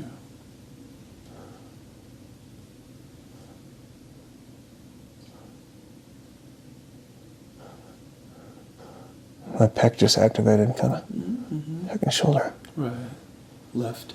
Left. Yeah. Yeah. Notice that arm and hand really coming out. Again, look at how slowly the movement for contact is in the system. Yeah, watch it. This is all autonomic. He's not sitting there. His conscious mind is not sitting there orchestrating this movement. This is a very early, primitive movement on his part to reach for contact. And when people have abuse or ambivalence around contact, what we'll see is even more uncertainty than we're seeing here. We'll see movement towards and then back, and like lots of like panic as they're moving towards, things like that. Really pay attention to the muscles in that arm and hand. Yeah, and there's some sadness, like a desperation, like I want to help. Yeah, feel the desperation.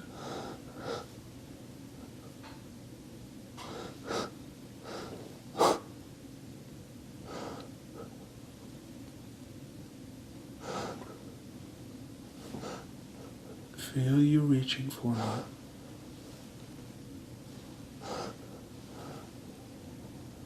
And do you have a sense right now, Matt, whether your reaching will be met or will it not be met? Do you have a sense of, will there be my hand to meet yours? I hope it does.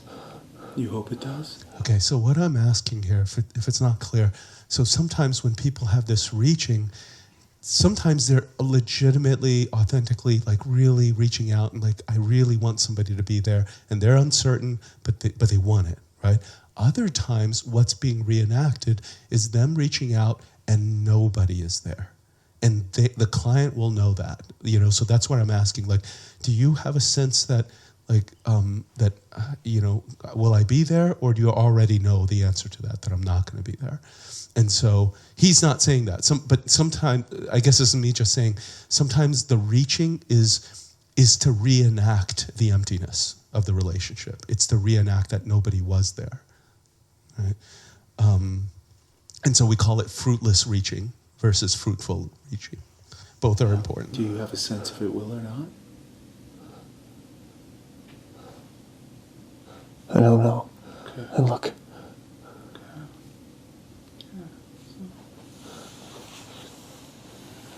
Let's see what this is like. Let's feel what that feels like.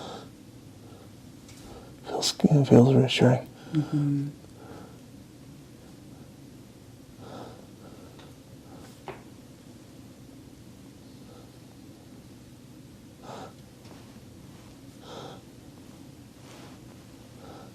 Stay with the desperation if that's still here. It's getting more. It's getting more. Let's have the image of like crawling in your lap. Mm-hmm, mm-hmm. Stay with it. Stay with it. You're really reaching for me.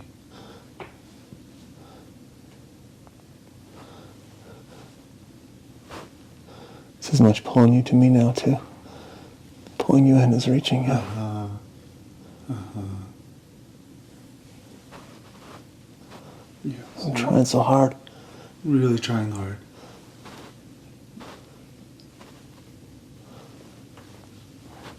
Yeah. There you go. There you go. Right here. Right here.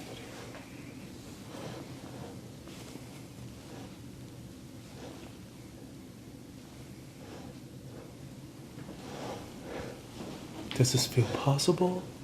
Does this feel like something you're trying It's for? starting to feel a little bit sad, like I might not be able to do it. Uh-huh. Might not be able to get there. Yeah. Just notice that. Guys, so again, we don't know what the system is trying to reenact. All we can do is hold the container for the process And the clients don't know necessarily what the full reenactment of this looks like. But he's starting to give us a clue to this, where he's really working hard. He's trying to make contact. He is, but he's starting to feel like, oh, maybe he's not going to be able to do it. Yeah, feel the muscles.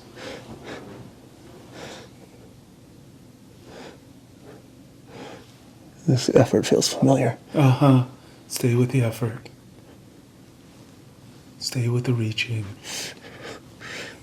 Anger. Oh, it's so hard. Yeah. What's hard about it, if you can describe it? Just why do I have to work so hard? Yeah. Notice how hard you're working. There's anger and sadness coming up. Yeah, stay with it.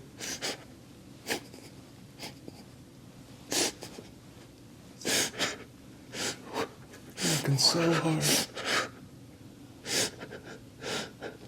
Or I have to work so hard. Yeah.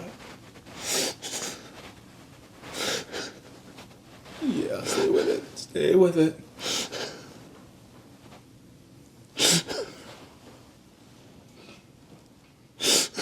Stay with it, buddy. I have to work so hard.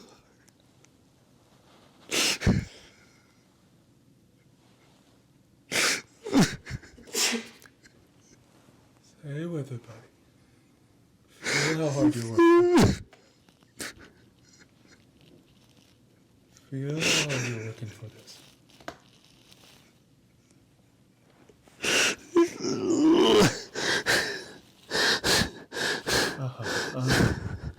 Stay with this.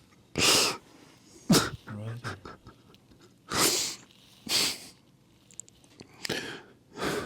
Yeah, what does this place feel like?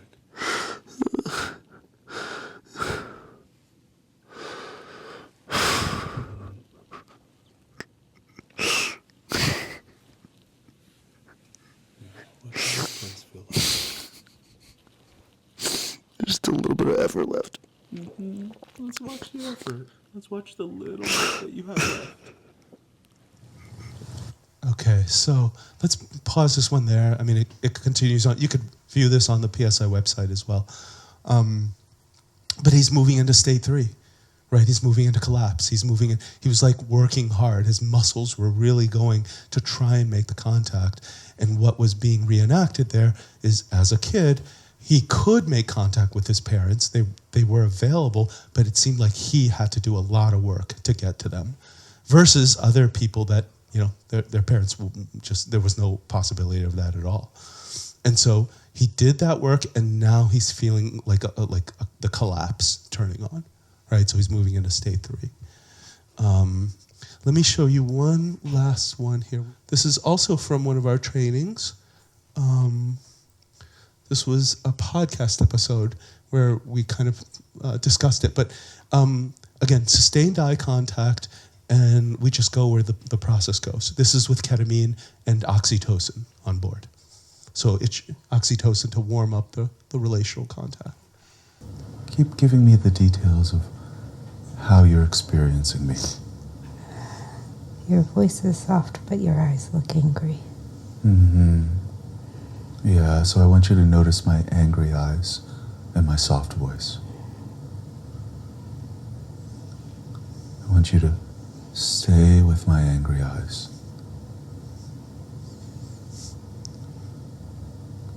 And just imagine what I might be angry at.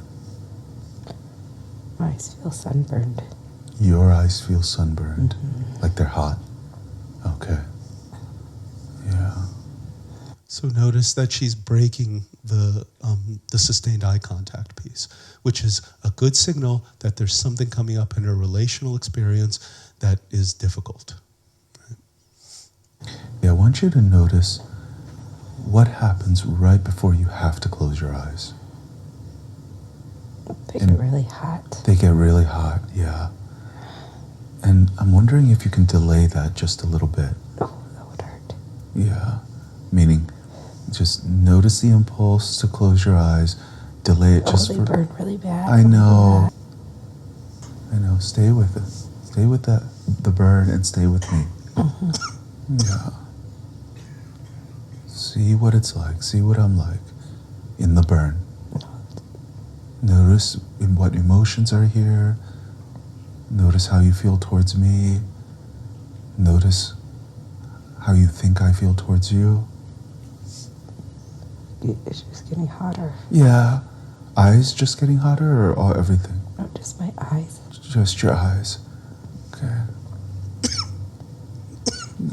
Doing great, doing great. Stay with it. Notice my breathing just shifted a little. In what way? It's tight. Breathing is tight. Body's tight. Body's tight, yeah.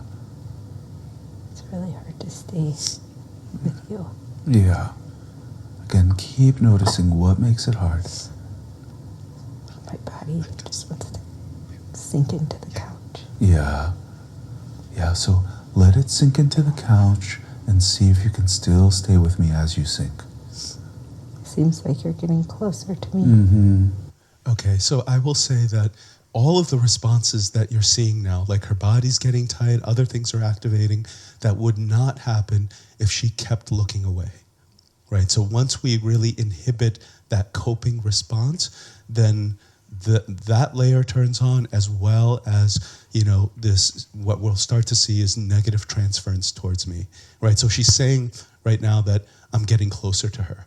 I'm not moving, right? There's lots of distortion that happens in the visual field. Yeah. And what does that like, that I'm getting closer to you? Well, I'm a little nervous. Uh-huh. What might happen? I don't know. Take a look. Take a look at what might happen if I got a little closer to you. The word that comes to mind is anger. Mm-hmm. Like you. I'm afraid of you.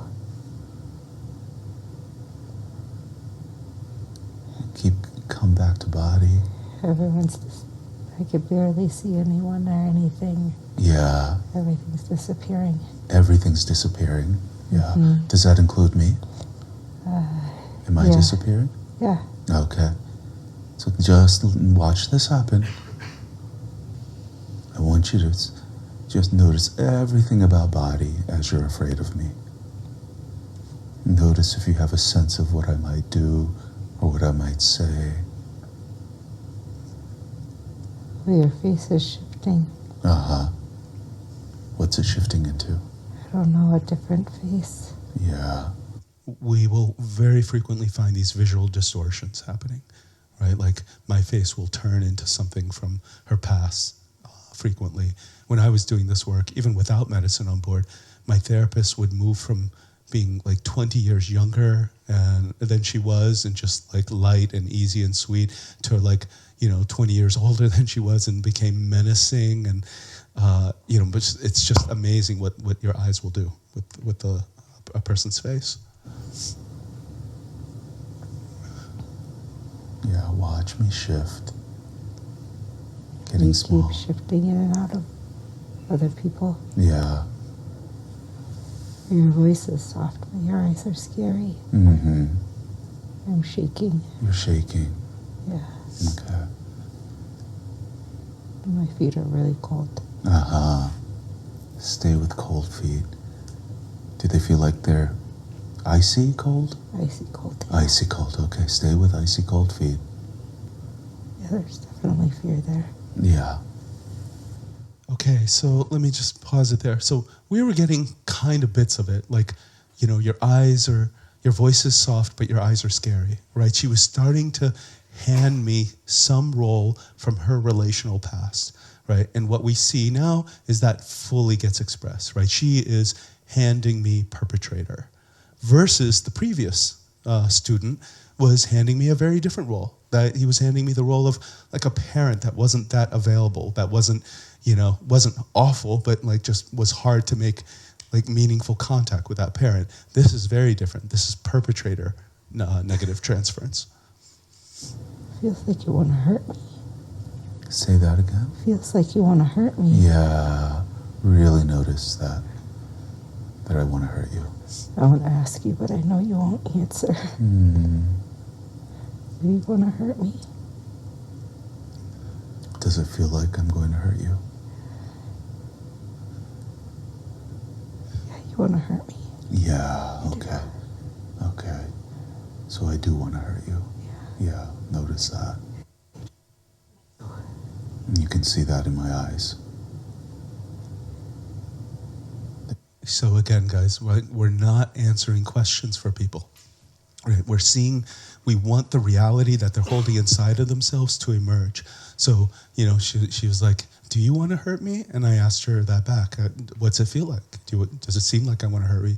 And then when she got to answer it for herself, you could even see a little bit of a relief in her. Like, no, yes, no, I know this. You do want to hurt me.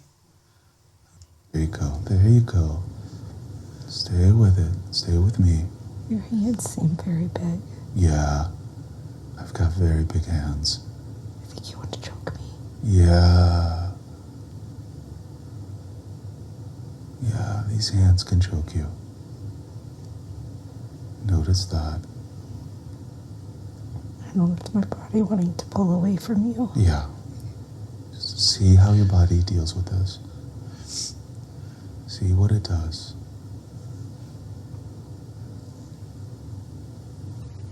I'm watching your hands because they make me nervous. Yeah. That made me really nervous. Yeah, here they are.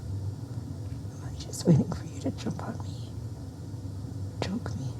Mm-hmm. You're just waiting for that to happen. Mm-hmm. You know that's going to happen. Mm-hmm. Yeah. I'm bracing myself. Yeah, bracing yourself for it. Okay. Yeah, just notice the tears rolling down. Everything's getting foggy except your eyes. Yeah. Except my angry eyes. Yeah. Yeah. Everything is foggy except my angry eyes. And I don't want to turn away from you, because if I do, you're going to attack me. Yeah. Mm-hmm. This body just tight. Yeah. Yeah. I want you to find the tightest part of your body. This is a relational wave that, we don't have time to show it here, but you can actually go listen to this on the podcast and see how it ends. We're, just like we see that wave process with those earlier videos, we see a relational wave here where she fully expresses, how awful this relationship it feels for her, how threatening it feels for her, and then she comes to the other side of it, right? So much more neutral transfer, much more present moment relationship to me, right? I know that's kind of a hard one to watch. Yeah, like it leaves you with like she's describing her childhood. She's describing feeling very threatened from a parent, right? And the interesting part about this is, and this again is on the podcast, but she later comes and like secondary consciousness-wise, she says, my dad never choked me. Like nobody like ever choked me, right? And then at the same time, she said that like whenever her dad would come home from work, as a little kid, she would get inside the washing machine and hide there until her mom came home, right? So just put those two together, right? Put together dissociation, distortions of secondary consciousness, and like whatever stories we have to tell ourselves to get along in a family. And then the fact that like, we see this in primary consciousness, and then you get this behavior. Like what kid gets inside of a washing machine, right? So folks, here's what we're working with, right? So there's present moment reality going on for all of these people. Present moment, they're sitting in a therapist's office, right? 2 adults. At the same time, we have all this, what we call event memory, right? Or episodic memory, which is traumatic in nature and gets encoded in a very different way than our regular waking consciousness. So what we're looking to do is grab a hold of that event memory and pull it to the foreground, right? So make sure we want this memory that's happening way back here, it's hidden, it's dissociated, and we want to pull it to the foreground so the person can see it, so their nervous system can see it. And when they see it, they can engage with it. right? And the selective inhibition intervention that we have is just different handles on that event memory to pull it forward, right? And so some event memories, they're so relational in nature, you just like do selective inhibition with the relationship and start asking questions like, how do you feel towards me? And doing the sustained eye contact, and that will pull it forward, right?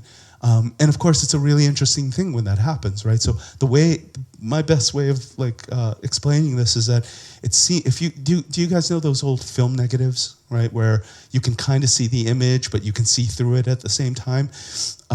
You have to be a certain age to get that reference.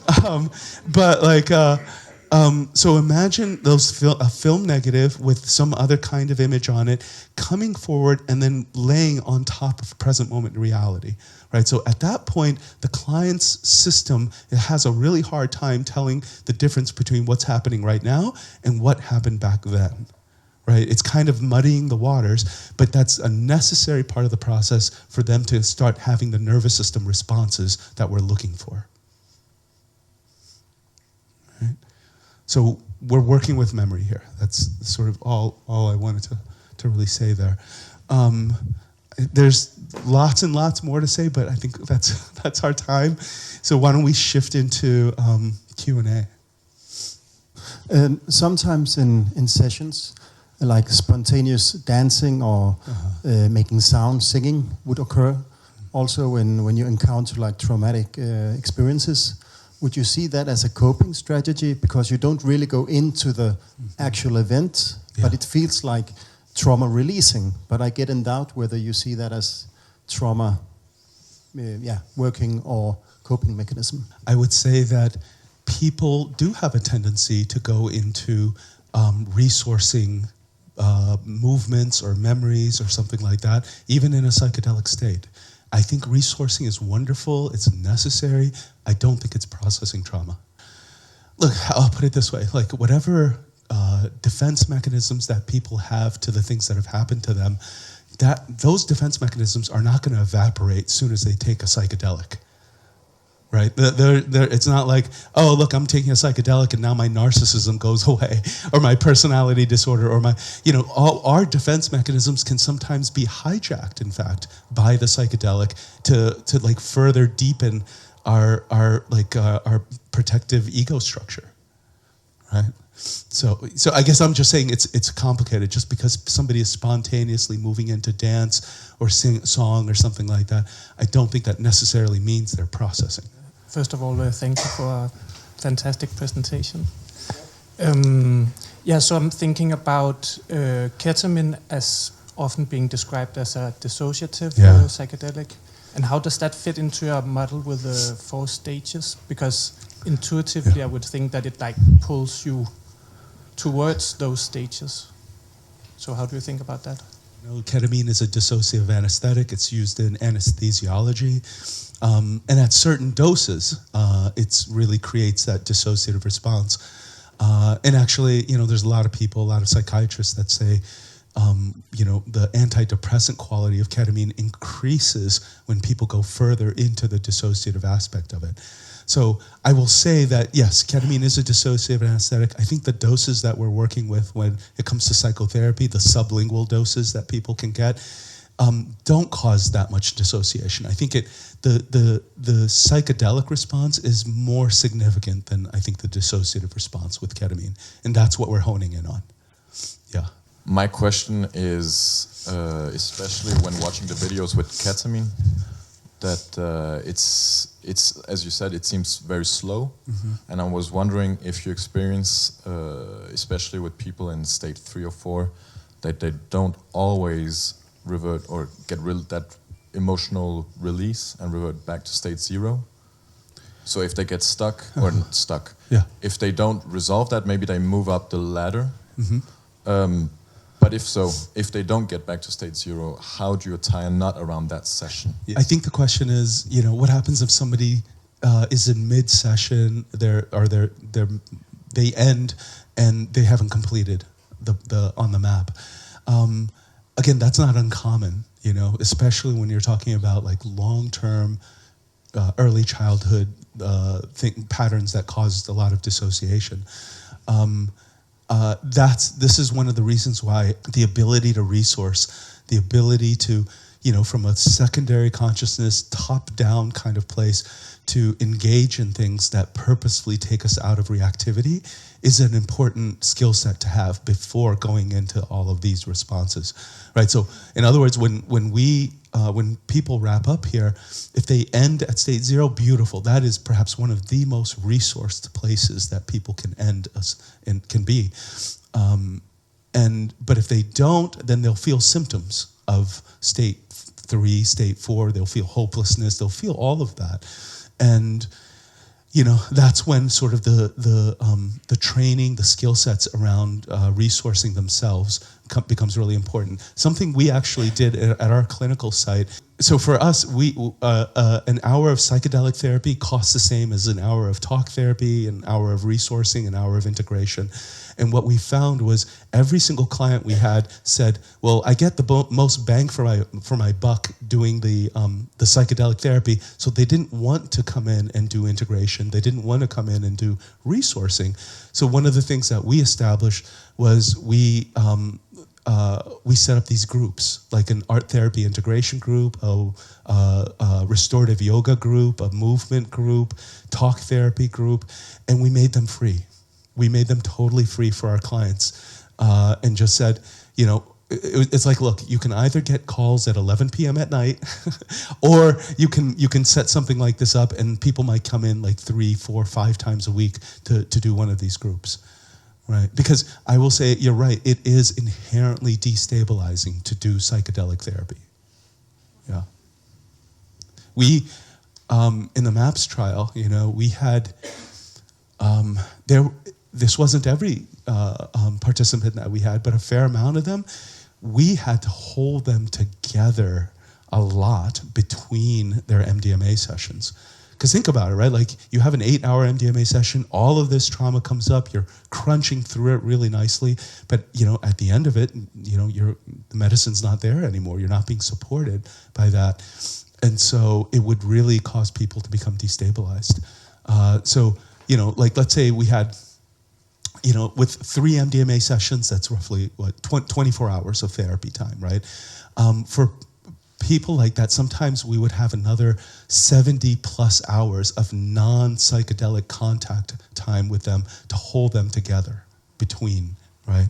And I think that's just the nature of something like MDMA, and certainly the nature of psychedelic therapy. But I think one of the things that I like about cannabis or ketamine is, somebody could do a session on Tuesday, they could end in a difficult place, they can come back in Wednesday and do another session, right? There's nothing about it neurologically that prevents people from coming back in. Are you talking people into telling about the trauma that happened, and what if they don't know what the trauma is? We almost never talk people into a particular event when they're working with medicine.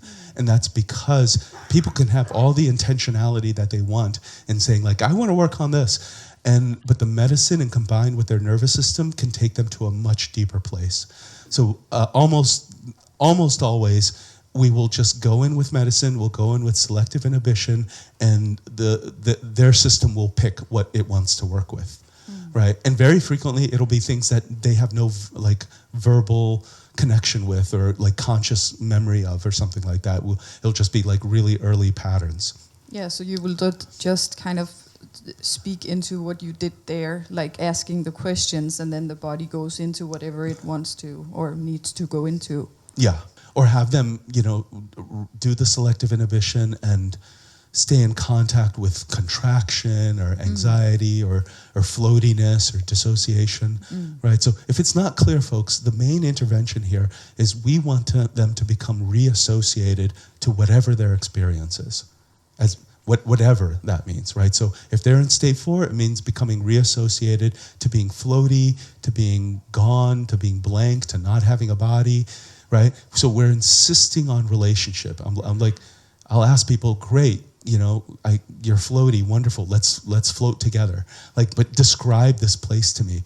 And of course, having relationship in these impossible traumatized places really is changes the game, changes the nature of that place, because they didn't have relationship when it was originally built out, right? Yeah. So we're having them reassociate.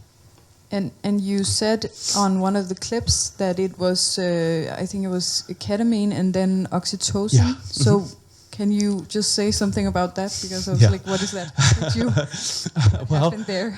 Again, we're working with things that are, either prescription or over the counter here.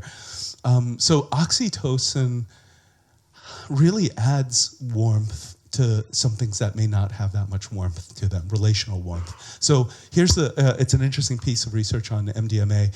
I think this is right. Like when people take MDMA, they have a 250% increase in central nervous system oxytocin, right? And in fact, they did a study where they gave somebody an oxytocin blocker, and then they took MDMA. So all the pro-social empathy connection responses gone from MDMA, which seems like a waste of an MDMA session. But so to that thinking, like, you can buy oxytocin over the counter in the United States. You can buy it. It's also a prescription drug. So you can add it to cannabis. You can add it to ketamine.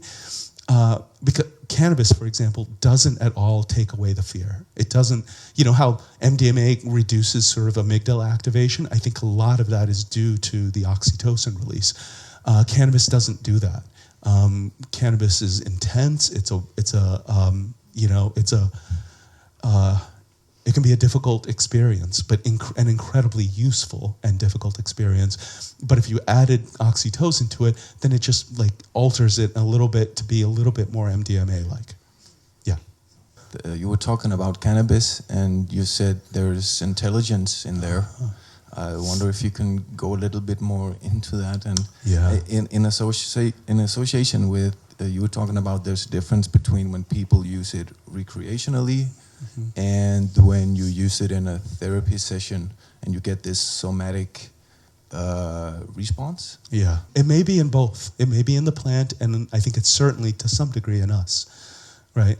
So I think when people are talking about that inner healing intelligence, to some degree, I think they are talking about, the homeostatic self-corrective quality of the nervous system. Right. So again, let's let this be a big takeaway, right? That our biology has been dealing with trauma and threat and overwhelm for millions and millions of years, right? If anything that we invent in Western psychology ought to reference that same mechanism that nature developed for us. And if we're not referencing it, if we're trying to reinvent the wheel, I don't think we're doing it nearly as well as this thing that's been around for millions of years has. And so I think to some degree that inner healing intelligence really is our nature, right? It's my experience of this, I'll tell you, is that things come up and are orchestrated and put together in such beautiful, intricate ways where after the piece is complete and then it calms down, I'm amazed at it. I was like, I would have no idea how to orchestrate that through my own mind.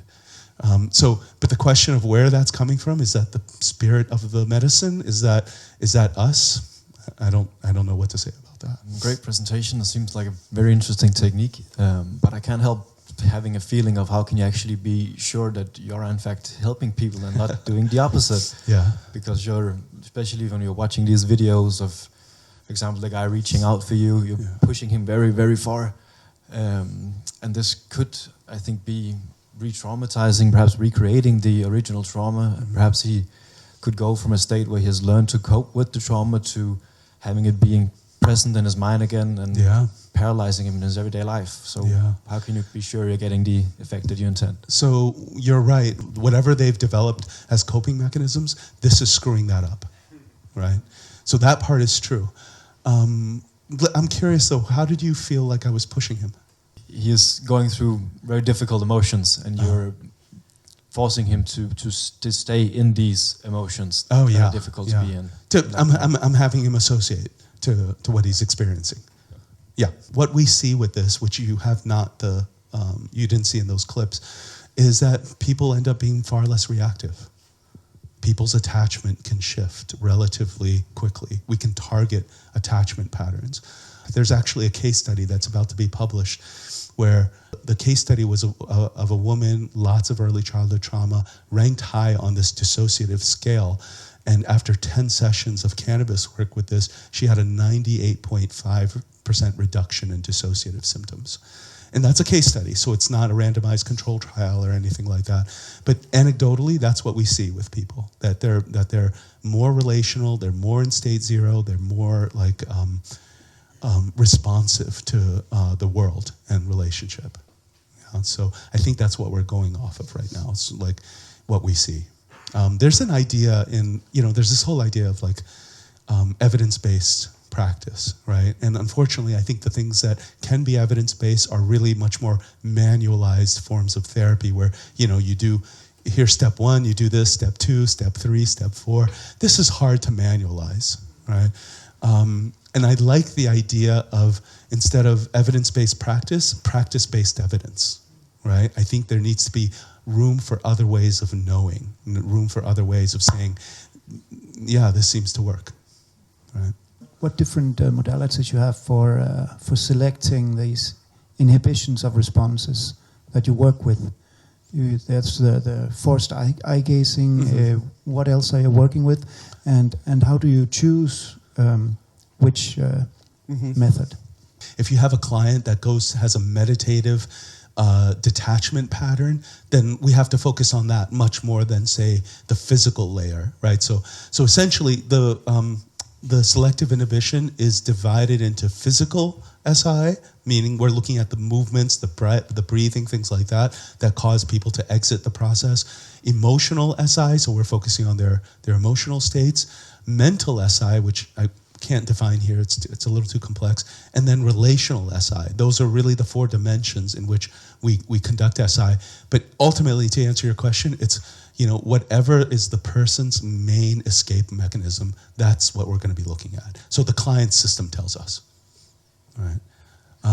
I can also say that almost everybody has some relational ruptures. So if you do sustained eye contact work, again, it will reliably go in that direction versus if somebody has their eyes closed and it might have less of a relational component to it. Yeah. First of all, thank you so much. It was like so hypnotizing. I've just been like sitting on the edge of my seat for many hours now. I'm just wondering, like, I can hear you have a focus on these early traumas in childhood and these previous experiences, but what about like continuous ongoing trauma, for example, racial trauma, which is a field that I'm quite interested in. Is that something that you can also work with? One of the principles of this is that trauma only unwinds once we're out of the war zone, right? Once we're out of active threat, that's when we can do this process. If you're in a domestic violence situation, if you're in a literal war zone, then all the hypervigilance, all the reactivity that you have, the dissociation that you have is an appropriate response, right? It's good to have those things if you're in danger.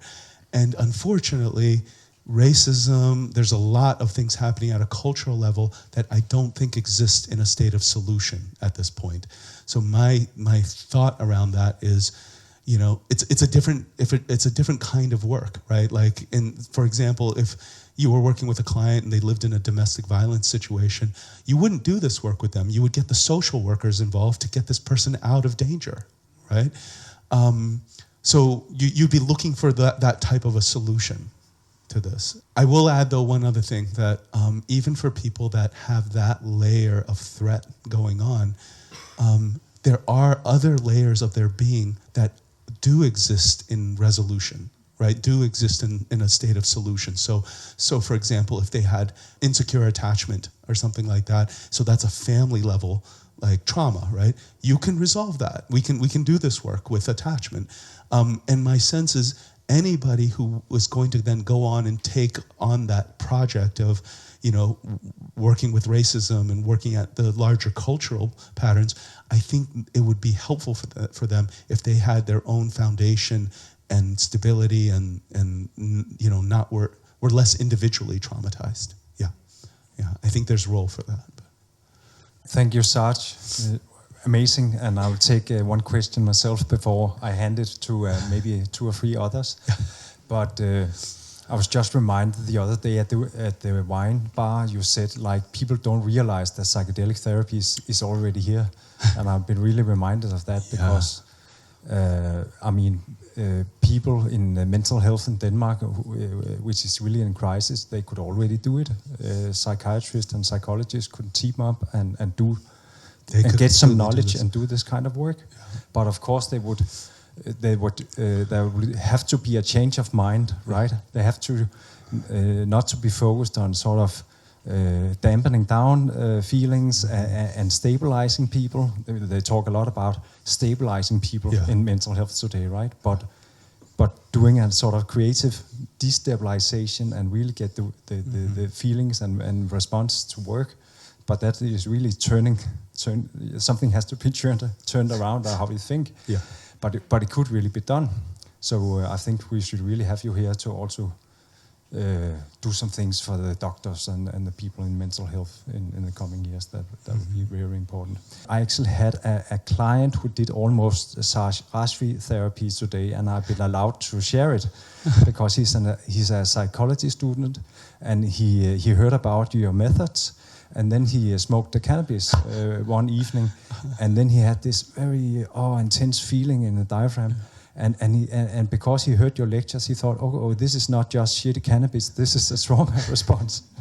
So he worked a little with it and came to me, and he lied down, and we didn't use cannabis, but he could go into this experience. But this tightening here in the diaphragm, he also got a lot of images on it. Firstly, it was like a volcanic stone full of lava. It was really red hot.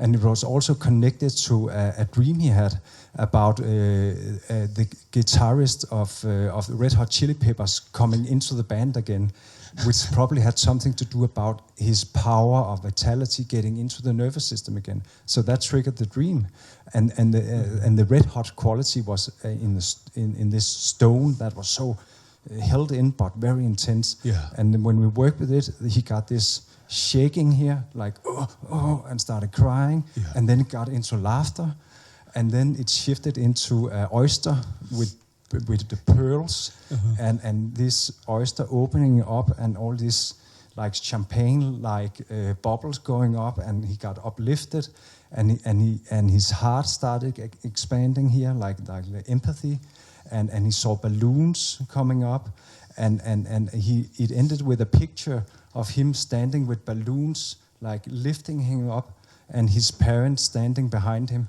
in this uplifted state. So in that session, the trauma responses, but also the imagination was working. And you talk a lot about staying at the human level, but I think a lot of the time you stay actually at the animal level. But here there's the animal response, but there's also the imagination and the meaning making working together. Yeah. So that was a very long question, but I really want to ask you that or share it with you. And what was the question? The question would be, how do you use the images, or do you use them? You said we are not interested in meaning making. Meaning making is important. The human level, secondary consciousness being updated with whatever shifts are happening is important. I think that what we see is very frequently when somebody goes into the visual channel, that can be an imagination channel, and very frequently that could be a resourcing channel for people, right? And so people will describe they'll see something, right? And I'll ask, okay, do you see this or do you feel this, right? And so I have a bias with that. I just keep referring people back to their felt sense. And so you're right. I think it's much more the animal level. It's much more that biological level. I think the imagery and the meaning and everything like that can be engaged in integration. I'm not saying that it's the only way to work with that, but that's how we do it. Yeah. And let me also say, just to ping, the thing that you were talking about is of psychedelic therapy already being here, right? Again, this is pretty, in many places, the medicines that we're working with are pretty inexpensive and easily accessible for people. I used to think, as wonderful as MDMA is, I used to think that MDMA was unique, that it had some magic that nothing else had. And I don't think that's true at all anymore.